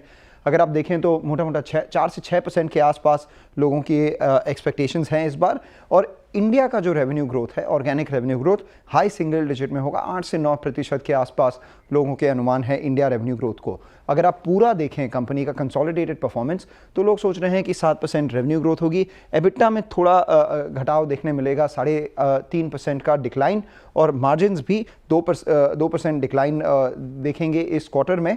But more importantly net profit जो है वो 480 करोड़ के आसपास आएगा। पिछले क्वार्टर में ये 1600 करोड़ का लॉस था क्योंकि एक एक्सेप्शनल लॉस था करीबन 2400 करोड़ का। 4 से 5% डोमेस्टिक वॉल्यूम ग्रोथ लोगों का अनुमान है। Mid single digit underlying volume growth उनके जो होगा। पर्सनल केयर में डिक्लाइन होगा क्योंकि साबुन के दाम इस क्वार्टर में काफ़ी बढ़ गए थे, तो उसका जो है रेवेन्यू पे असर दिखेगा, वॉल्यूम पे नेगेटिव असर दिखेगा। और पर्सनल केयर में मैंने जैसे कहा वो डिक्लाइन होगा। Underlying volume growth mid teens में होगा उनके होम केयर बिजनेस में, और इंडोनेशिया में स्टेबिलिटी दिखेगी, अफ्रीका में रिकवरी दिखेगी। सारे अनुमान एक चीज़ की तरफ पॉइंट करेंगे कि कंपनी की FY26 स्ट्रैटेजी क्या होगी, क्योंकि बीच में उन्होंने पाम ऑयल प्राइस के वॉलिटिलिटी को लेकर काफ़ी दर्द सहा है पिछले 2 क्वार्टर में। अब ऑन पाथ टू रिकवरी है, तो आगे के क्या स्ट्रैटेजी रहेगी उनकी, उसे स्ट्रीट मद्देनज़र रखेगा। शुक्रिया आपका। और गोदरेज CP, हालांकि याद रखिएगा गोदरेज CP चला बहुत है। अगर आप रिकवरी को देखें, रिकवरी वाले पाथ पे मेरे ख्याल से one of the strongest recovery in I think last 3 months। ये स्टॉक 992 से करीब 1262 तक का सफ़र तय करके आ गया। मैरिको ऑल टाइम हाई पे पहुंच गया। टाटा कंज्यूमर एग्जैक्टली ऐसा ही है, और बाकी ब्रिटेन थोड़ा सा स्केप्टिकल है। मैं आऊँगा, आई थिंक इस पर टेक चेक लेंगे, क्योंकि क्लियरली 1300 पर ह्यूज सप्लाई यहाँ पे विजिबल है। लेकिन कुछ और नंबर से बातचीत करते हैं पहले, और पॉलीकैब के नंबर से बातचीत करते हैं। और मिताली हमारे साथ हैं। मिताली, पॉलीकैब नंबर्स कैसे एक्सपेक्टेड है इस बार? जी, रेवेन्यू और एबिटा की बात करें तो यहाँ पे दोनों में ही हमें 20 से 21% का इजाफा यहाँ देखने को मिल सकता है। साथ ही एबिटा मार्जिन्स फ्लैटिश होने की उम्मीद है। पैट में भी 14% के आसपास का यहाँ पे ग्रोथ एनालिस्ट ने संभव जताया है। रेवेन्यू का जो फिगर सामने आएगा वो 67,000 करोड़ के आसपास आ सकता है। एबिटा में भी 9,193 करोड़ के आसपास आप फिगर्स देख सकते हैं। एबिटा मार्जिन्स 13.52% के आसपास, और पैट में 6233 करोड़ का एक आंकड़ा सामने आया है। की कंसर्न्स की बात करें, फैक्टर्स जो आपको देखने होंगे यहाँ पे, तो स्ट्रॉन्ग केबल्स का मोमेंटम जो है वो सस्टेन होने की उम्मीद है। वॉल्यूम ग्रोथ अर्ली टीन्स में एक्सपेक्टेड है। एवरेज कॉपर और एल्यूमिनियम के दाम Q4 में 12% और 22% ईयर ऑन ईयर बढ़े हैं। वाया सेगमेंट में क्वार्टर इंप्रूवमेंट भी देखने को मिल सकता है। साथ ही FMEG सेगमेंट जो है इनका वहाँ ज़बरदस्त परफॉर्मेंस एक्सपेक्टेड नज़र आ सकती है। फैंस की स्ट्रॉन्ग डिमांड की वजह से यहाँ पे ईयर ऑन ईयर बेसिस पे हम देखें तो 20% की स्ट्रॉन्ग ग्रोथ का एस्टिमेट एनालिस्ट ने लगाया है। एक्सपोर्ट्स की बात करें तो क्वार्टर स्टडी रहने की यहाँ पे संभावना जताई गई है। मार्जिन्स क्वार्टर यहाँ पे इम्प्रूव होने की उम्मीद है ड्यू टू ऑपरेटिंग लेवरेज, लेकिन ऑप्टिकली लोअर यहाँ पे लग सकते हैं क्योंकि केबल्स एंड वायर्स सेगमेंट में Q4 FY24 में हमें हायर मार्जिन्स देखने को मिलते हैं। ओके, तो पॉलीकैब के नतीजे अच्छे रह सकते हैं। और आप पूरी स्पेस में देखें, केबल एंड वायर की स्पेस में तो RR माफ़ कीजिएगा मेरी तबीयत थोड़ी नासाज है, RR केबल भी चला है अच्छा खासा। वीरेंद्र जी आप प्लीज़ कंटिन्यू कर लीजिए, अनएबल टू स्पीक। चलिए ये दौर चल रहा है श्रेया, ये दौर चल रहा है, सबका गला खराब चल रहा है। मेरा भी कल से गला, आज नहीं आज सुबह से गला कर रहा है। Let's hope for the best. लेकिन एक काम करते हैं, पहले पॉलीकैब और ये जो गोदरेज CP इसका एक टेक चेक ले लेते हैं। पॉलीकैब लेके आइए, मानस का इस पर ट्रेड था। अब क्या मैं इसको थोड़ा सा और एक्सटेंड करके बात करूं? क्या ये नंबर्स ऐसे लग रहे हैं कि अगर थोड़ा सा भी एडवांटेज मिला तो कुछ बड़ा कर सकते हैं? यस, क्योंकि पॉली कैब आज एक क्लियर मैसेज दे रहा है, above 5783 it's 100-day exponential moving average. एक सेकंड थॉट लेता हूँ यहाँ पे कविता जी, पॉली कैब 100-200 डे में बहुत नज़दीक अलाइंड है, आपका व्यू क्या है इस वक्त पॉली कैब पे मीडियम टर्म प्रोस्पेक्टिव से? वीरेन जी, अगर हम इसे देखें तो 100 EMA का काउंटर क्रॉस कर चुका है। एक 5950 के प्राइस टारगेट नेक्स्ट बनते हुए दिखते हैं। वंस ये इस लेवल को क्रॉस कर देता है तो एक बड़ा जोन ओपन होता हुआ दिखेगा, जो कि ऊपर की तरफ 6200 6300 के लेवल की तरफ इसको लेकर जाता हुआ दिखेगा। मुझे लगता है जिन्होंने पोजीशन बनाई है ट्रेलिंग स्टॉप लॉस के साथ अप्रोच कर सकते हैं। मीडियम टर्म पर्सपेक्टिव से ट्रेलिंग स्टॉप लॉस आप रखें 5640 का, और ऊपर में 5950 एंड देयर आफ्टर 6200 के प्राइस टारगेट के लिए इसे ट्रेल करें स्टॉप लॉस के साथ। ओके, पॉली कैप पे सेकंड थॉट था और मानस का एक ट्रेड कॉल था, याद रखिएगा यहाँ पर। अच्छा, एक काम करते हैं, अभी चलते हैं कंचन के पास, एक नंबर और पूछना है, लेकिन उससे पहले हमारे साथ इस कार्यक्रम में जुड़ चुके हैं शिवांगी शारदा। शिवांगी, गुड आफ्टरनून, कार्यक्रम में स्वागत है आपका। शिवांगी, ट्रेड आपका इस वक्त क्या है, क्या पिक कर रही हैं आप? जी बिल्कुल, very good afternoon. Trade setup के लिए मैंने चुना है इंडिगो। ये एक बहुत ही अच्छे ट्रेजेक्ट्री में कामकाज कर रहा है और आज के जो क्रूड ऑयल के प्राइस के मूवमेंट्स में हम देख रहे हैं कि इसका एक आफ्टरमैथ देखने को मिल रहा है। स्टॉक में कोई भी छोटे डिक्लाइंस में हमने देखा है, खरीदारी तब्दील होते हुए दिखी है एंड काफ़ी एक यहाँ पे एक मोमेंटम है। 5750 के टारगेट्स के लिए हम इसमें खरीदारी करें 5410 के एक स्टॉप लॉस के साथ। नहीं ओके, आपका इंटरग्लोवेशन शिवांगी का बहुत स्ट्रॉन्ग, अगर आप देखें, कन्विक्शन है इंटरग्लोवेशन पे। खैर, अब चलिए एक काम करते हैं, विषय बदलते हैं और कंचन के पास चलते हैं। बाकी नंबर्स बैंक ऑफ बड़ौदा। कंचन, क्या एक्सपेक्टेशन यहाँ पर? जी, अगर बैंक ऑफ बड़ौदा के क्वार्टर 4 नंबर्स की बात करी जाए तो नंबर्स इतने ल्यूक्रेटिव इस टाइम पे नजर नहीं आ रहे हैं, यानी कि numbers flatter to negative side में ही बने हुए हैं। सबसे पहले अगर कंपनी की नेट इंटरेस्ट इनकम देखें तो यहाँ पे हमें एक डिक्लाइन देखने को मिल सकता है 1 से 1.25% का। और अगर इस टाइम पे हम देखें तो जो कंपनी की नेट इंटरेस्ट इनकम है वो और भी ज़्यादा स्लोअर देखने को मिल सकती है एज कम्पेयर टू जो इनकी एवरेज लोन ग्रोथ है। यही नहीं बल्कि अगर ऑपरेटिंग प्रॉफिट भी देखें तो ये भी इस टाइम पे फ्लैट साइड में बना हुआ है। कंपनी का नेट प्रॉफिट भी इस टाइम पे थोड़ा सा ही हमें बढ़ता हुआ दिखाई देगा, यानी मार्जिनली इंक्रीज हमें देखने को मिल सकता है। 4900 करोड़ पे ये जो नंबर है वो रजिस्टर हो सकता है। बाकी के अगर रेशियोज की बात करी जाए, यानी कि डिपॉजिट रेशियो, ये यहाँ पे क्वार्टर ऑन क्वार्टर बेसिस में हमें डिक्लाइन होता हुआ दिखाई दे रहा है। लोन ग्रोथ भी, यानी कि अगर हम देखें क्वार्टर ऑन क्वार्टर बेसिस पे तो ये धीमी होती हुई दिखाई दे रही है। हालांकि जो ग्रॉस एनपीए और नेट एनपीए ये हमें marginally quarter on quarter basis पे इंप्रूव होता हुआ दिखाई दे रहा है। कॉस्ट रेशियो की बात करी जाए तो ये इस टाइम पे अंडर कंट्रोल है। एसेट क्वालिटी मार्जिनली इंप्रूव हो रही है। क्रेडिट कॉस्ट में हमें एक मॉडरेशन देखने को मिल सकता है और साथ ही साथ जो मार्जिन्स है वो भी हमें मॉडरेट ही देखने को मिल सकते हैं। लेकिन इस टाइम पे ये उम्मीदें जताई जा रही है कि जो ओवरऑल बिजनेस ग्रोथ है वो हमें क्वार्टर 4 में हेल्दी देखने को मिलेगी। और स्लिपेजेस की बात करी जाए तो ब्रॉडली ये भी सीक्वेंशियल बेसिस पे हमें स्टेबल ही दिखाई दे रहे हैं। फोकस आपका कहाँ पे होना चाहिए कि मैनेजमेंट की तरफ से निम्स पे क्या कमेंट्री आती है और साथ ही साथ आगे को लेके किस तरीके का ग्रोथ आउटलुक है। ओके, तो बैंक ऑफ बड़ौदा पे फिलहाल ये स्ट्रीट अनुमान लगा के चल रहा है और उस वक्त मैं ये कह रही थी कि पूरे आप केबल और वायर स्पेस में देखें तो आज तेज़ी देखने को मिल रही है। आरआर काबिल के भी नतीजे काफ़ी शानदार रहे थे और शानदार रैली आज के सेशन में 15% करीब इंटरडे में तेज़ी देखने को मिली। पॉलीकैब भी रिजल्ट से पहले चल रहा है और मानस जी की पिक भी है। लेकिन शिवांगी जी, आप हमारे साथ जुड़ी, अभी कुछ देर पहले मंगलम जी गोदरेज कंज्यूमर के नतीजे कैसे रह सकते हैं उस पर बातचीत कर रहे हैं। आप एफएमसीजी पूरे पैक में आप देखिए, मैरिको के नतीजे आए, अच्छे नतीजे आए मैरिको के और स्ट्रीट ने रिवॉर्ड भी किया। आपने एचयूएल के नतीजे देखे, नेस्ले, गोदरेज के भी एक्सपेक्टेड है। नतीजे कहाँ स्ट्रॉन्ग लग रहे हैं? कोई एफएमसीजी से कोई ऐसा स्टॉक जो आपको पसंद है फिलहाल? जी बिल्कुल, पूरे एफएमसीजी स्पेस की बात करें हम, यहाँ पे एक अच्छा अट्रैक्शन देखने को मिल रहा है। सबसे पसंदीदा काउंटर यहाँ पे हमें जो नजर आ रहा है वो है एचयूएल, जो काफी स्टेबल भी है और अपनी 50 डेमा के ऊपर होल्ड करते हुए नजर आ रहा है। तो यहाँ पे इन स्टॉक्स को हम देख सकते हैं, बट एक क्विक शॉर्ट कवरिंग मूव यहाँ पे एक्सपेक्ट कर सकते हैं पूरे स्पेस में। एचयूएल करीब 2350 में, ये आपको थोड़ा स्टेबल लग रहा है और देखिए पोस्ट नंबर्स ये क्रैक भी हुआ था। बट एक बार लिखा है ये मैरिको, जरा प्लीज़ देखिए, अगर आप कहें ना कि बीते 2 महीने में किसी स्टॉक ने सबसे बड़ा अपनी ट्रेजेक्ट्री चेंज की है नंबर्स के आधार पे, तो वो है मैरिको। आज इसने अपने करियर का ऑल टाइम हाई छुआ। मैं आपसे एक राजेश सतपुते जी व्यू लेना चाहता था। इनफैक्ट इसके मैं स्टैट्स को देख रहा था, इसमें पुट राइटिंग भी थी 700 की स्ट्राइक पे, OI एडिशंस लेके आई स्क्रीन पे प्लेस, वो भी अच्छा है। अगर ये 720, 25, 30 के ऊपर स्टेबल हो गया तो राजेश जी प्रोजेक्शन क्या है इस टिपिकल राउंडिंग बॉटम का? आपका व्यू क्या कह रहा है? तो वीरेंद्र जी देखिए, अगर आप इसका वीकली चार्ट देखते हो तो आपको एक बड़े टारगेट अनफोल्ड होते हैं, क्योंकि ये जो बड़ा रेंज था करीबन 600 ऑन द लोअर साइड और 725 730 ऑन हायर साइड, तो 100 पॉइंट तो मिनिमम है।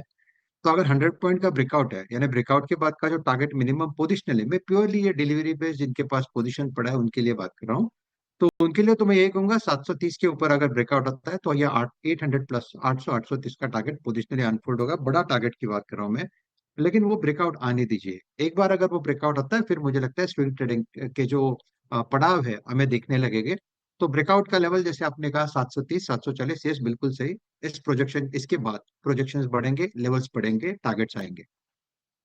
ओके, तो मैरिको के फिलहाल ये लेवल्स इंपॉर्टेंट 730 740, ये स्ट्रैटेजी आप मैरिको में अपनाएं। और नतीजे काफ़ी शानदार रहे और स्ट्रीट ने रिवॉर्ड भी किया। मैनेजमेंट से मेरी बात भी हो रही थी आज और आउटलुक भी उनका काफ़ी ज़्यादा पॉजिटिव है, बहुत कॉन्फिडेंट है अपने पूरे स्ट्रैटेजी और कंपनी को लेकर। चलिए अब आगे बढ़ते हैं शो में।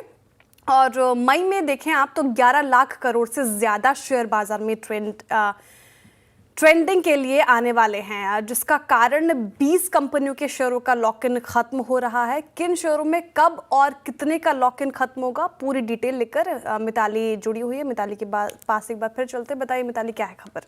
जी, तो मई के इस महीने में करीबन 20 कंपनियों का लॉक इन पीरियड खत्म होने वाला है और जो वैल्यू सामने आई है वो नोवामा की रिसर्च रिपोर्ट के माने तो 11.39 लाख करोड़ के शेयर्स इन वैल्यू यहाँ पे ट्रेड होते हुए आपको बिकने के लिए मार्केट में आएंगे। साथ ही वैल्यू में हम देखें तो स्विगी का सबसे बड़े कंट्रीब्यूशन यहाँ पे रहेंगे। सबसे ज़्यादा शेयर्स जो है स्विगी के यहाँ पे मार्केट में ट्रेडिंग के लिए अवेलेबल होंगे। स्विगी के 85% आउटस्टैंडिंग शेयर्स का लॉक इन खुलने वाला है इसी महीने। अब लिस्ट बाय लिस्ट हम नाम देखते हैं कि कहाँ कौन कौन से नंबर्स है, कौन कौन से शेयर्स है और कितना उनका लॉक इन जो है यहाँ पे एक्सपायर होता हुआ नजर आएगा। सबसे पहला नाम है होनासा कंज्यूमर। आज ही इसका लॉक इन एक्सपायरी डेट है और लॉक इन में शेयर्स थे 6.5 करोड़ के आसपास। लॉक इन वैल्यू है $19 करोड़ की। इसके अलावा है रेनबो चिल्ड्रंस मेडिकेयर, इसका कल लॉक इन समाप्त होने वाला है। इसके भी 2 करोड़ के आसपास शेयर्स एक्सपायर होने वाले हैं। $32 करोड़ का आंकड़ा सामने आया है। सेलो वर्ल्ड, सेजिलिटी इंडिया भी यहाँ पे शामिल नजर आएंगे। 7 मई और 12 मई को इनका लॉक इन एक्सपायर होने वाला है। साथ ही स्विगी की जैसे मैं बता रही थी उसका एक्सपायरी डेट है 13 मई। यहाँ पे जो शेयर्स का नंबर सामने आया है वो है 190 करोड़ के आसपास, लेकिन वैल्यू की मैं बात करूँ तो $712 करोड़ का फिगर यहाँ पे हमें सामने नजर आता हुआ दिखा है। निवाबुपा की भी बात करें तो 13 मई को उसका भी लॉक इन समाप्त होगा। आधार हाउसिंग फाइनेंस, हेक्सावेयर टेक्नोलॉजीज, इनके आप स्क्रीन पे देख पा रहे हैं कितने शेयर्स की वैल्यू भी यहाँ पे लॉक इन इनकी एक्सपायर होने वाली है। साथ ही लिस्ट में जिंका लॉजिस्टिक्स भी शामिल है जिसका 21 मई को लॉक इन एक्सपायर होगा। पैराडीप फॉस्फेट्स, टाटा टेक्नोलॉजीज भी यहाँ पे शामिल है। 28 मई को $63 करोड़ के यहाँ पे टाटा टेक्नोलॉजीज के शेयर्स जो है उनका लॉक इन एक्सपायर होने वाला है। तो ये कुछ लास्ट 3-6 महीने में जो भी IPOs आए थे उनकी लॉक इन एक्सपायरीज का ये दायरा मई का, जहाँ पे आप इनकी एक्सपायरीज खत्म होते हुए देखेंगे और शेयर्स होंगे ट्रेडेबल जिनकी भी लॉक इन एक्सपायरीज होने वाली है। बहुत शुक्रिया इसका आपका पूरी बातचीत के लिए। मैं आप जब बोल रही थी ना तो बार बार स्विगी को देख रहा था। स्विगी में एक सब्सटेंशियल, अगर आप देखें, लॉक इन खत्म हो रहा है और स्विगी 336 पे IPO आया, अप्रॉक्सीमेटली मेरे ख्याल से 480 के आसपास, देन हाई लगाया 620 के आसपास, ट्रेड कर रहा है 337। ये काफ़ी, अगर आप देखें 13 मई को थोड़ा सा डिस्कशन का पॉइंट होगा। खैर मैं आऊँगा इस पर थोड़ी देर में, इसको चर्चा में शामिल करेंगे, लेकिन अब एक काम करते हैं, आज के बिग मार्केट वॉइसेस की कड़ी को शुरू करते हैं। Anuj Sarkar, chief investment officer, Quest Investment Advisors के माथे जुड़ चुके हैं। अनुज जी नमस्कार, कार्यक्रम में स्वागत है। Good afternoon Virendra. देखिए कितने हमने टेस्ट दिए, पहले बजट, उसके बाद आपका टैरिफ, अर्निंग्स और फाइनली आई थिंक ये tussle between India and Pakistan, और आई थिंक जो कि एक शायद एक निर्णायक दौर पे पहुंच चुका है, कह सकते हैं आप, जिस प्रकार की न्यूज़ फ्लो है। आप कैसे रीड कर रहे हैं? क्योंकि पशोपेश थोड़ा सा इस बात को लेकर है कि इस थोड़े स्केप्टिकल एनवायरनमेंट में भी लिक्विडिटी इंडियन मार्केट्स को बहुत स्ट्रांगली चेज कर रही है। Look at behaviour of DIs, FIs, please graphics रखिएगा मॉर्निंग के। बहुत अच्छी तरीके से पैसा चेस कर रहा है इंडियन मार्केट्स को। आप कैसे पोजीशन है इस वक्त मार्केट्स पे, शॉर्ट टर्म पर्सपेक्टिव से कैसे देख रहे हैं आप? अगर हम इंडियन मार्केट्स को देखें, जो बड़ा एक ड्राइवर था of the outflow of money, जो एफआई का पैसा था, वो पिछले साल अक्टूबर से पैसा निकलने लगा था। जब अपने सेकेंड क्वार्टर ऑफ एफआई 25 का जो नंबर्स आया था, द नंबर्स वर वीक, तो वो नंबर्स वीक देखकर वहां से अगर हम देखें अक्टूबर में ऑलमोस्ट $14 बिलियन पैसा निकला था एफआईएस का। जनवरी और फरवरी इस साल में मिला के अराउंड $15-16 बिलियन पैसा निकला था।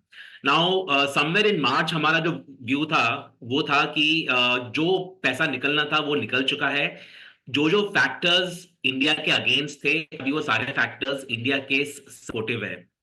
डॉलर इंडेक्स देखें, यूएसडी आईएनआर देखें, अर्निंग्स ग्रोथ देखें जो बॉटम आउट हो गए थे in the third quarter, and along with that अगर तो यूएस बॉन्ड यील्ड्स देखें, सो सारे जो फैक्टर्स थे जो एफआई के लिए पॉजिटिव थे टू टेक आउट मनी, अभी वही सेम फैक्टर्स हो गए एफआई के लिए positive to bring back the money. इसलिए अगर हम देखें पिछले ऑलमोस्ट 2-3 हफ्ते से एफआई का फ्लो बहुत पॉजिटिव रहा है।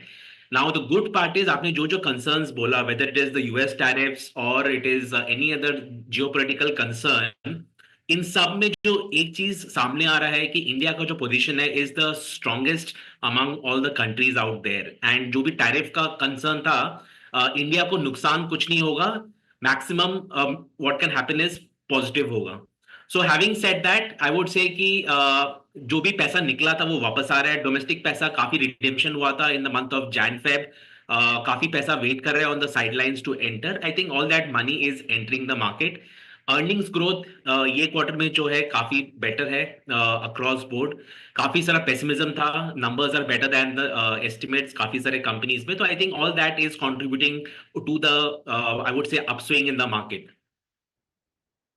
Okay, good afternoon Anirudh ji, Shreya बात कर रही हूँ। सवाल सर जी बैंकिंग फाइनेंशियल्स को लेकर, स्पेशली जिस तरीके से आपने प्राइवेट बैंक्स के नंबर्स देखे हैं आपने, आज तो कोटक महिंद्रा बैंक और पीएसयू में भी अगर आप शिफ्ट हो जाए, एसबीआई के नतीजे खराब रहे, डेंट पड़ता हुआ नजर आया स्टॉक के ऊपर।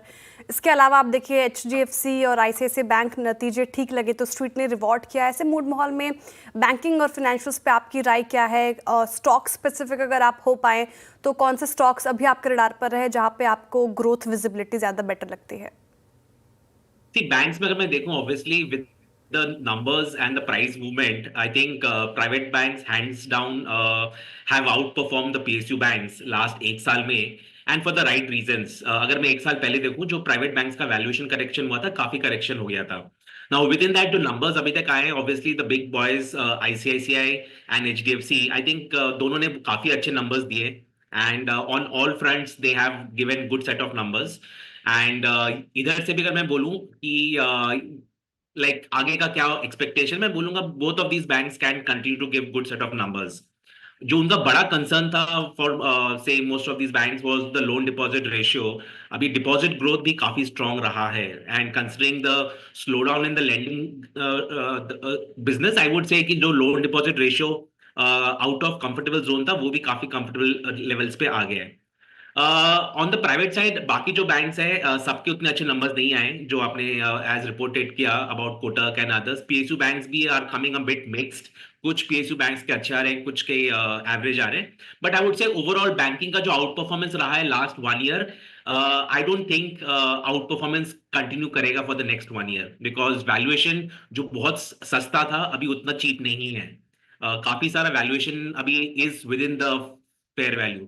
सो बैंकिंग में आई वुड से कि जो परफॉर्मेंस रहेगा will be in line with earnings growth. अभी मल्टीपल एक्सपेंशन का उम्मीद नहीं है, अर्निंग्स लेड प्राइस मूवमेंट रहेगा। अच्छा अनिरुद्ध जी, जो सेक्टर्स थोड़ा शॉक से बाहर निकल के आए उसमें ऑटो को आप बहुत अच्छी तरीके से अगर आप देखें कह सकते हैं कि ये भी थोड़ा शॉक से बाहर निकल के आए हैं।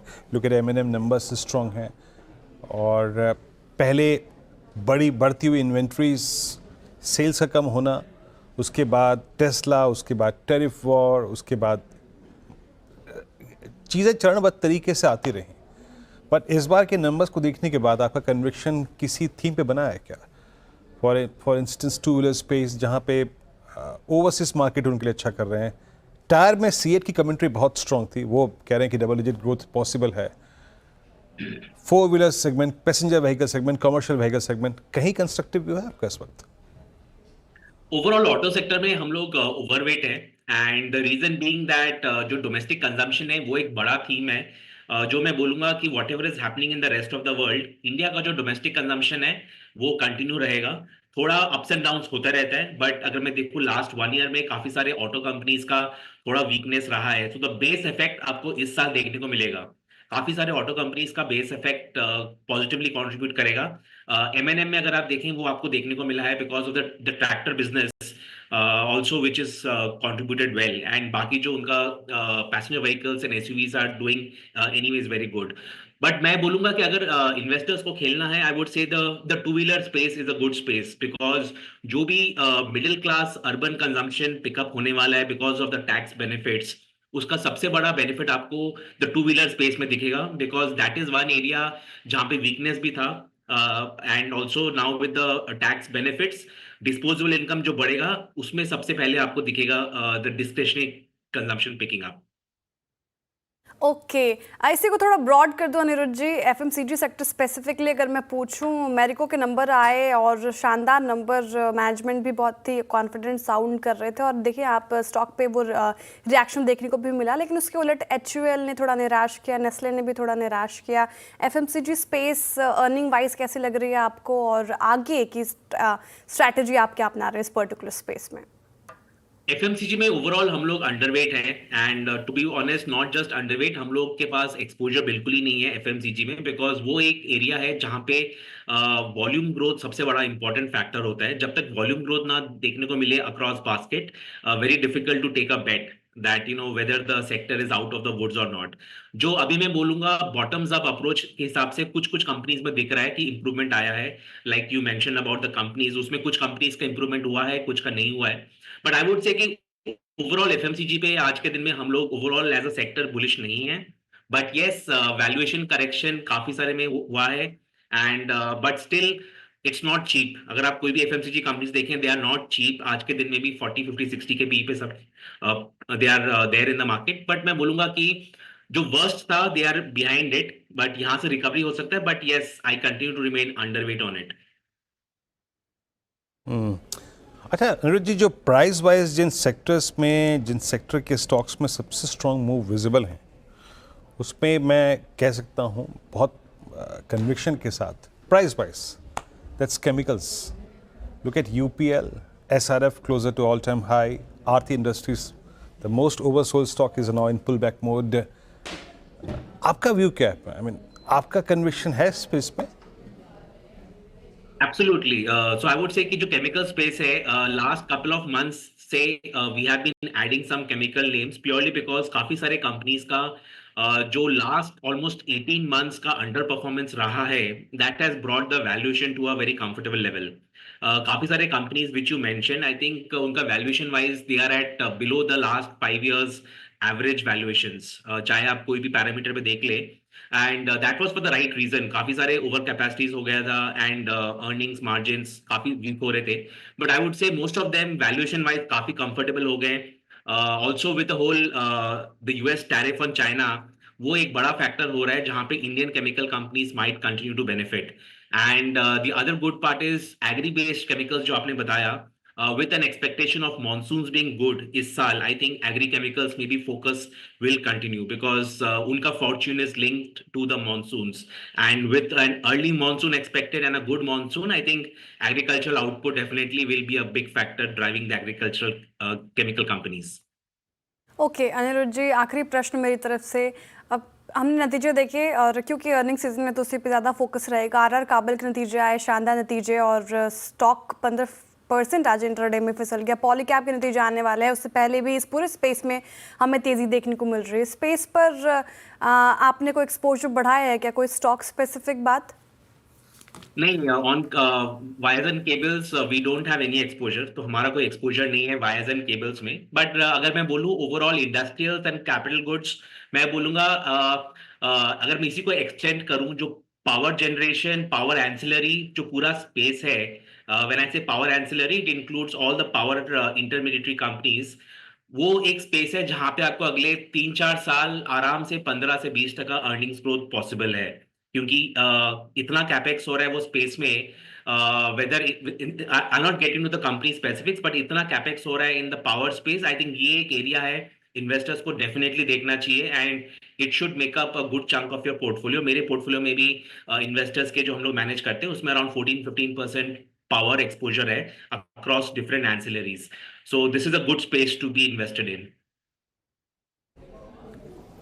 अच्छा अनुराग जी, एक और चीज़, सिंस आपके रेट साइकिल रिवर्स हुई, बहुत स्ट्रांगली रिवर्स हुई, वो शायद कुछ दिनों बाद आपकी EMIs पे नज़र आने लगे हैं, तो रेट सेंसिटिव्स में एक तबका हमने पकड़ लिया ऑटो को, then comes I think real estate, और उसके बाद रियल स्टेट एंसिलरी और HFCs।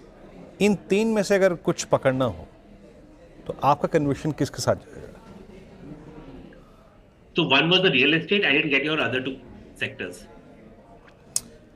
Real estate ancillary, that is called I think home improvement as well, or HFCs, housing finance company. HFC, okay. So I would say अगर हम देखें out of all of this, I would say कि highest conviction अभी आज के दिन में है in the real estate ancillary.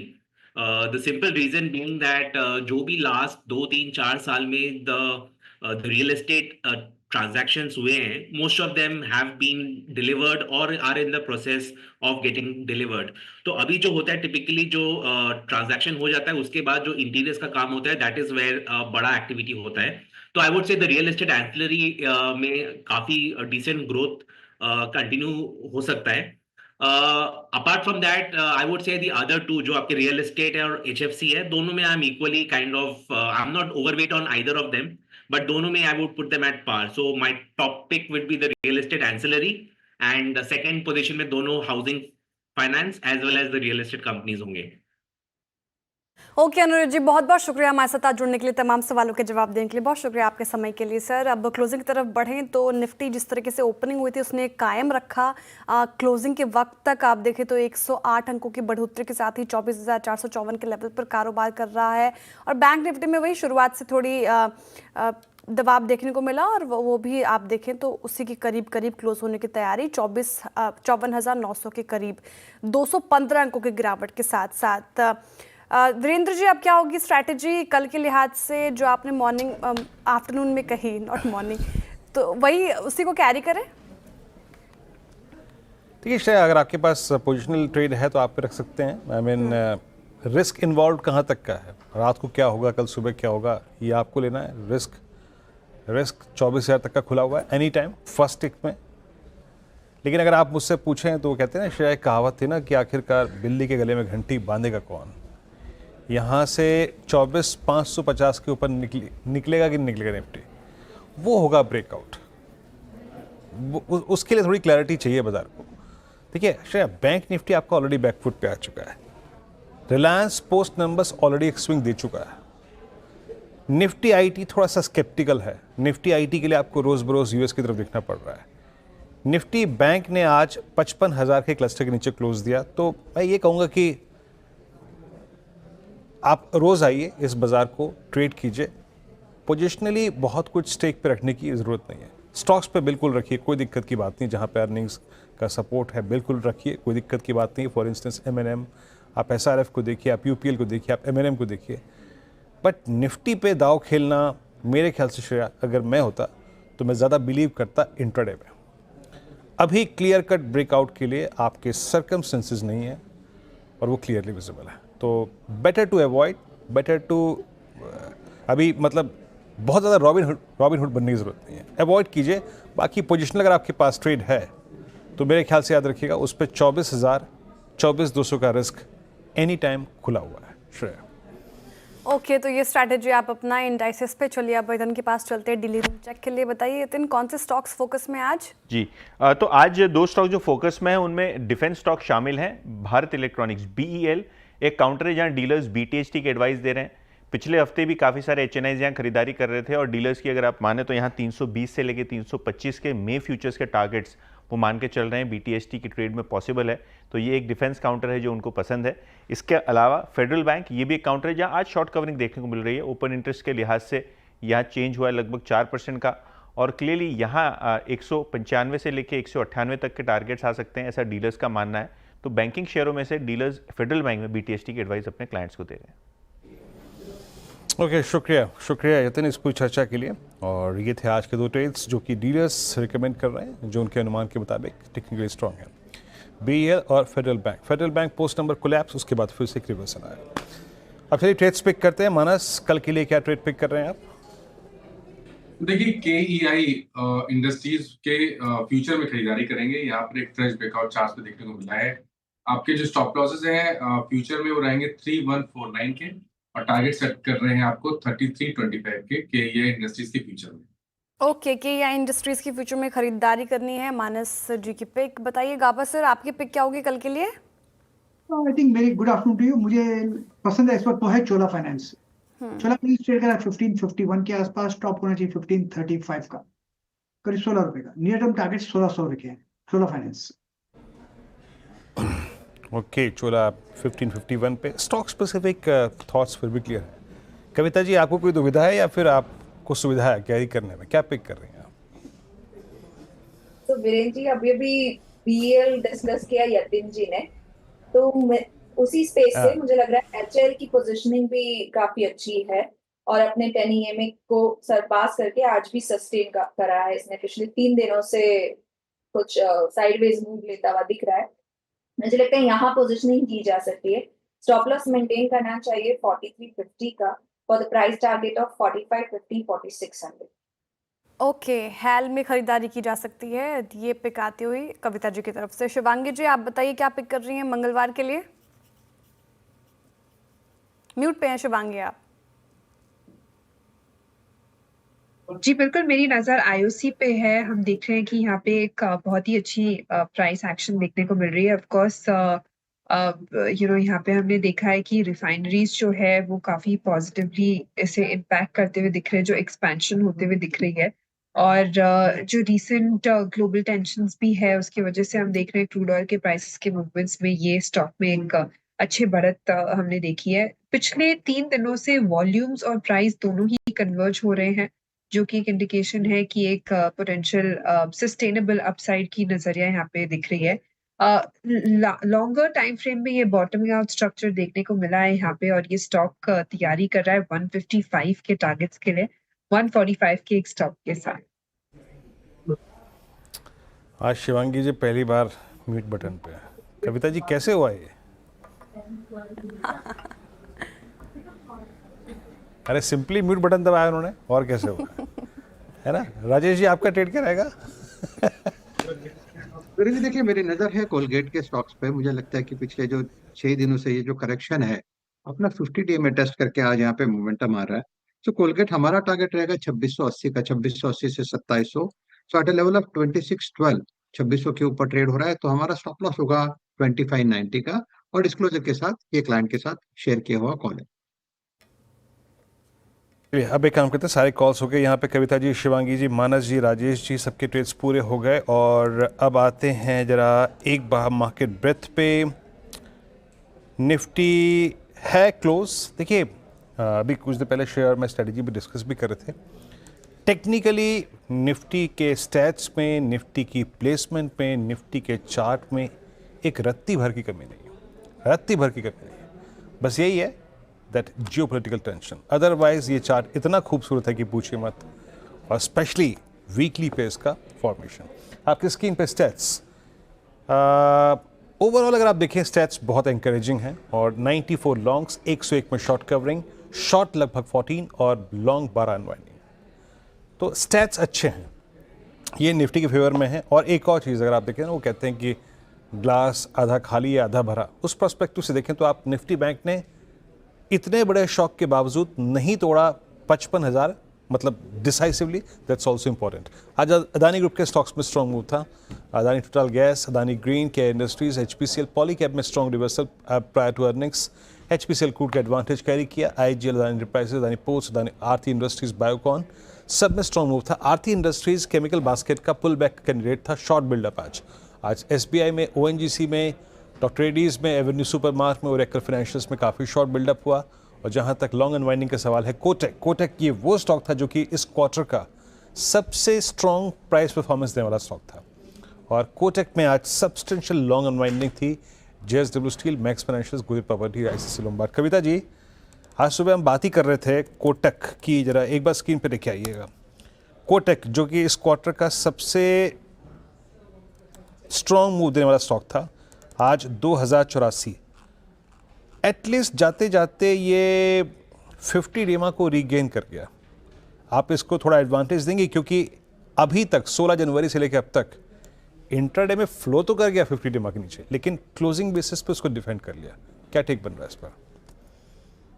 या एग्जैक्टली वीरेन जी, सो ये अपने 50 EMA को प्रोटेक्ट करके जा रहा है। तो मुझे लगता है आज के दिन का लो दैट इज 2050, ये अब हमारे लिए इम्पोर्टेंट लेवल हो जाएगा। अगर ये प्रोटेक्ट रहता है तो टुवर्ड्स अगेन 2150 2200 के लेवल की तरफ ये बढ़ता हुआ दिखेगा। अभी कुछ समय हो सकता है ये साइडवेज मूव लेते हुए दिखे इन एवरेज इस क्लस्टर के बीच में, but now 2050 will be important support level for Kotak. Okay, Kotak Mahindra bank फिलहाल ये स्ट्रैटेजी आप अपनाएं इस पर्टिकुलर काउंटर में। और वायदा बैन अपडेट लेते हैं। मन्नपुरम वायदा बैन में जा सकता है, इस पर बनी है 100% पोजीशन। तो फिलहाल ये अपडेट वायदा बैन से। और स्टॉक स्पेसिफिक बात करें तो जिस तरीके से आप देखिए पूरे ही एनर्जी सेक्टर में एक तेज़ी है, लेकिन NHPC ये डाउन साइड पर फिलहाल रहा है। आधा फीसदी गिरावट आप देखें NHPC में, ये गिर कर रहा है कारोबार। अब बताइए शिवांगी, आपसे ही जानना चाहूँगी, NHPC निफ्टी एनर्जी में अच्छी तेज़ी है और NHPC काफ़ी ज़्यादा अगर रिटेल की बात करें तो पोर्टफोलियो, कोर पोर्टफोलियो का स्टॉक रहा है। ये पर्टिकुलर काउंटर ने टेस्ट तो किया है इन्वेस्टर्स का पेशेंस। कैसे देख रही हैं आप इस पर्टिकुलर काउंटर को? क्या करना चाहिए जिनके पास है, होल्ड करें या फिर एग्जिट ले लें? पेशेंस तो काफी टेस्ट हुए हैं, बट ओवरऑल हमने देखा है कि इस साल में पिछले लोगों को भी रिस्पेक्ट किया है और कहीं ना कहीं हम देख रहे हैं कि यहाँ पे ओवरऑल लॉन्गर टर्म स्ट्रक्चर में स्ट्रेंथ है। हालांकि इमीडिएट बेसिस पे पेन पॉइंट जरूर बरकरार है। स्टॉक ने पिछले 3 हफ्तों में हायर बेस से एक डाउनफॉल जरूर देखा है, बट अपने 50 डेमा को अभी भी टेस्ट करते हुए नजर आ रहा है। स्टॉक में थोड़ी बहुत और पेन पॉइंट जरूर बाकी है, बट ओवरऑल लंबी अवधि का स्ट्रक्चर जो है वो अभी भी इंटैक्ट है, पॉजिटिव है। तो पेशेंस जरूर लगेगा, थोड़ी टाइम जरूर लगेगी क्योंकि फॉलो अप मिसिंग है यहाँ पे, बट ओवरऑल इन्वेस्टमेंट पर्सपेक्टिव से स्टॉक में कोई दिक्कत नहीं नजर आ रही है। स्टॉप लॉसेस जरूर मेंटेन करें। 80 का एक अहम लेवल है।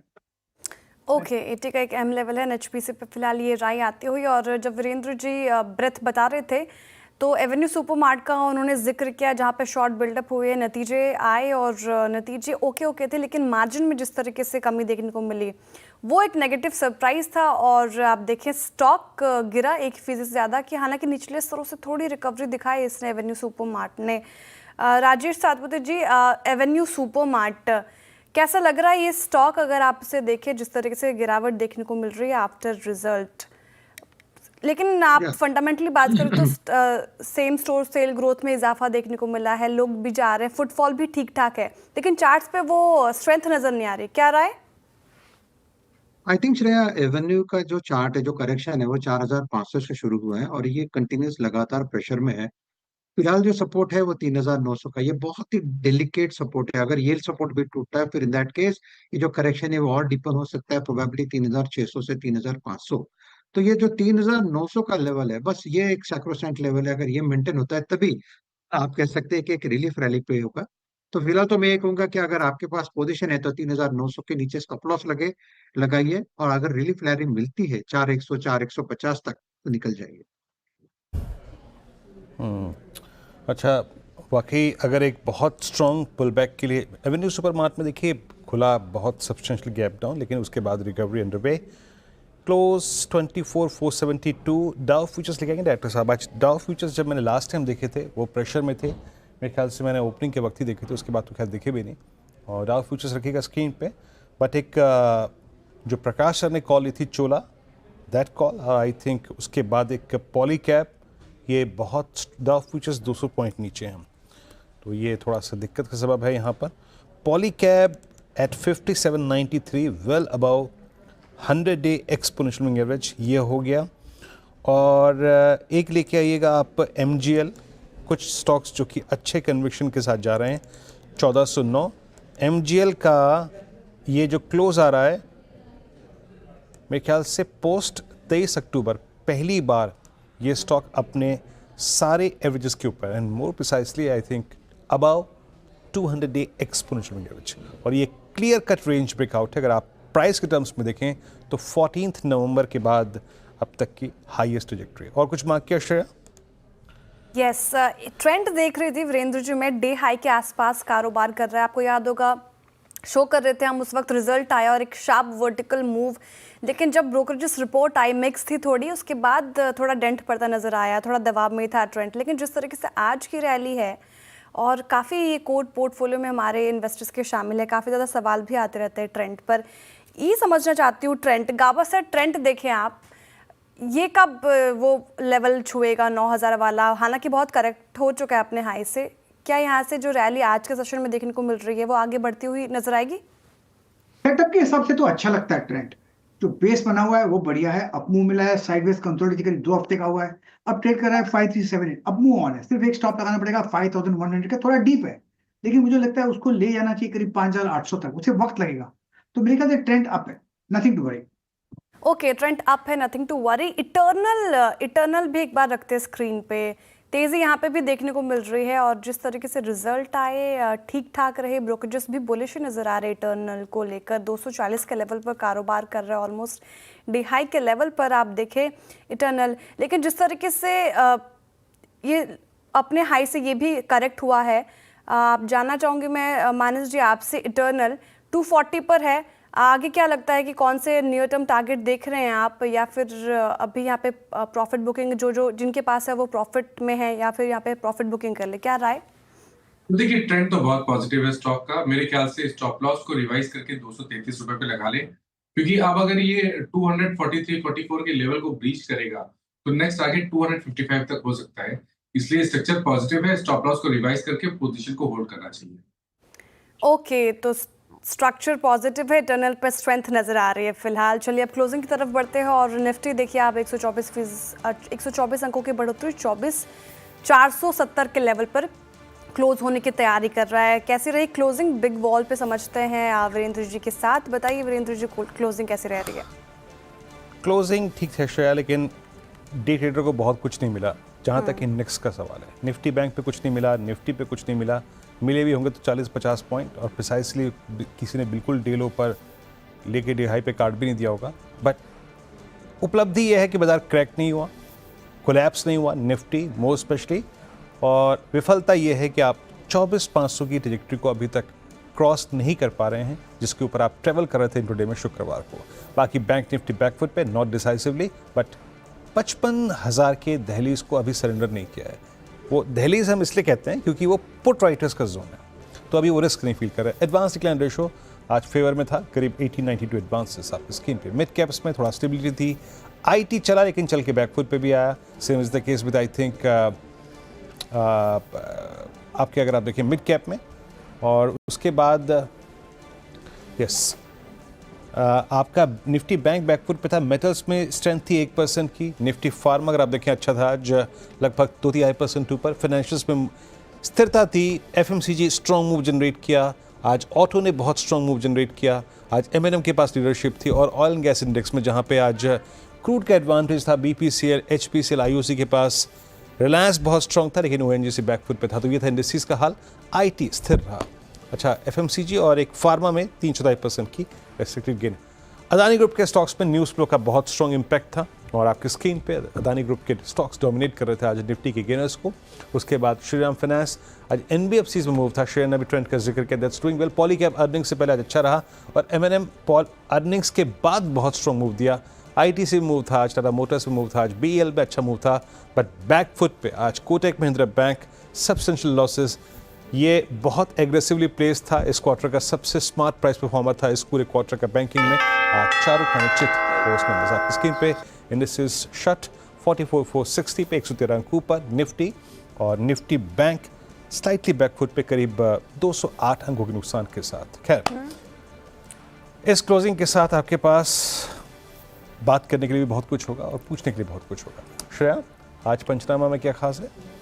देखिए पंचनामा में आज हमारे साथ होंगी, महिलाओं का जोर होगा, आज हमारे साथ होंगी रचना वैद्य जी और जो आपके सवालों के जवाब देंगी। तो 3:35 पर छोटे से ब्रेक के बाद आप सोशल मीडिया प्लेटफॉर्म पर जुड़िए CNBC आवाज़ के साथ। इंस्टाग्राम, एक्स, फेसबुक, यूट्यूब पे आपके तमाम सवालों के जवाब देने की कोशिश करेंगे, ज़्यादा से ज़्यादा सवाल एड्रेस करने की कोशिश करेंगे फिलहाल। जी हाँ, इस पैनल की बाकी मुलाकात होगी आपसे सुबह कल मॉर्निंग कॉल, उसके बाद पुनः फिर तैयारी। तब तक के लिए नमस्कार।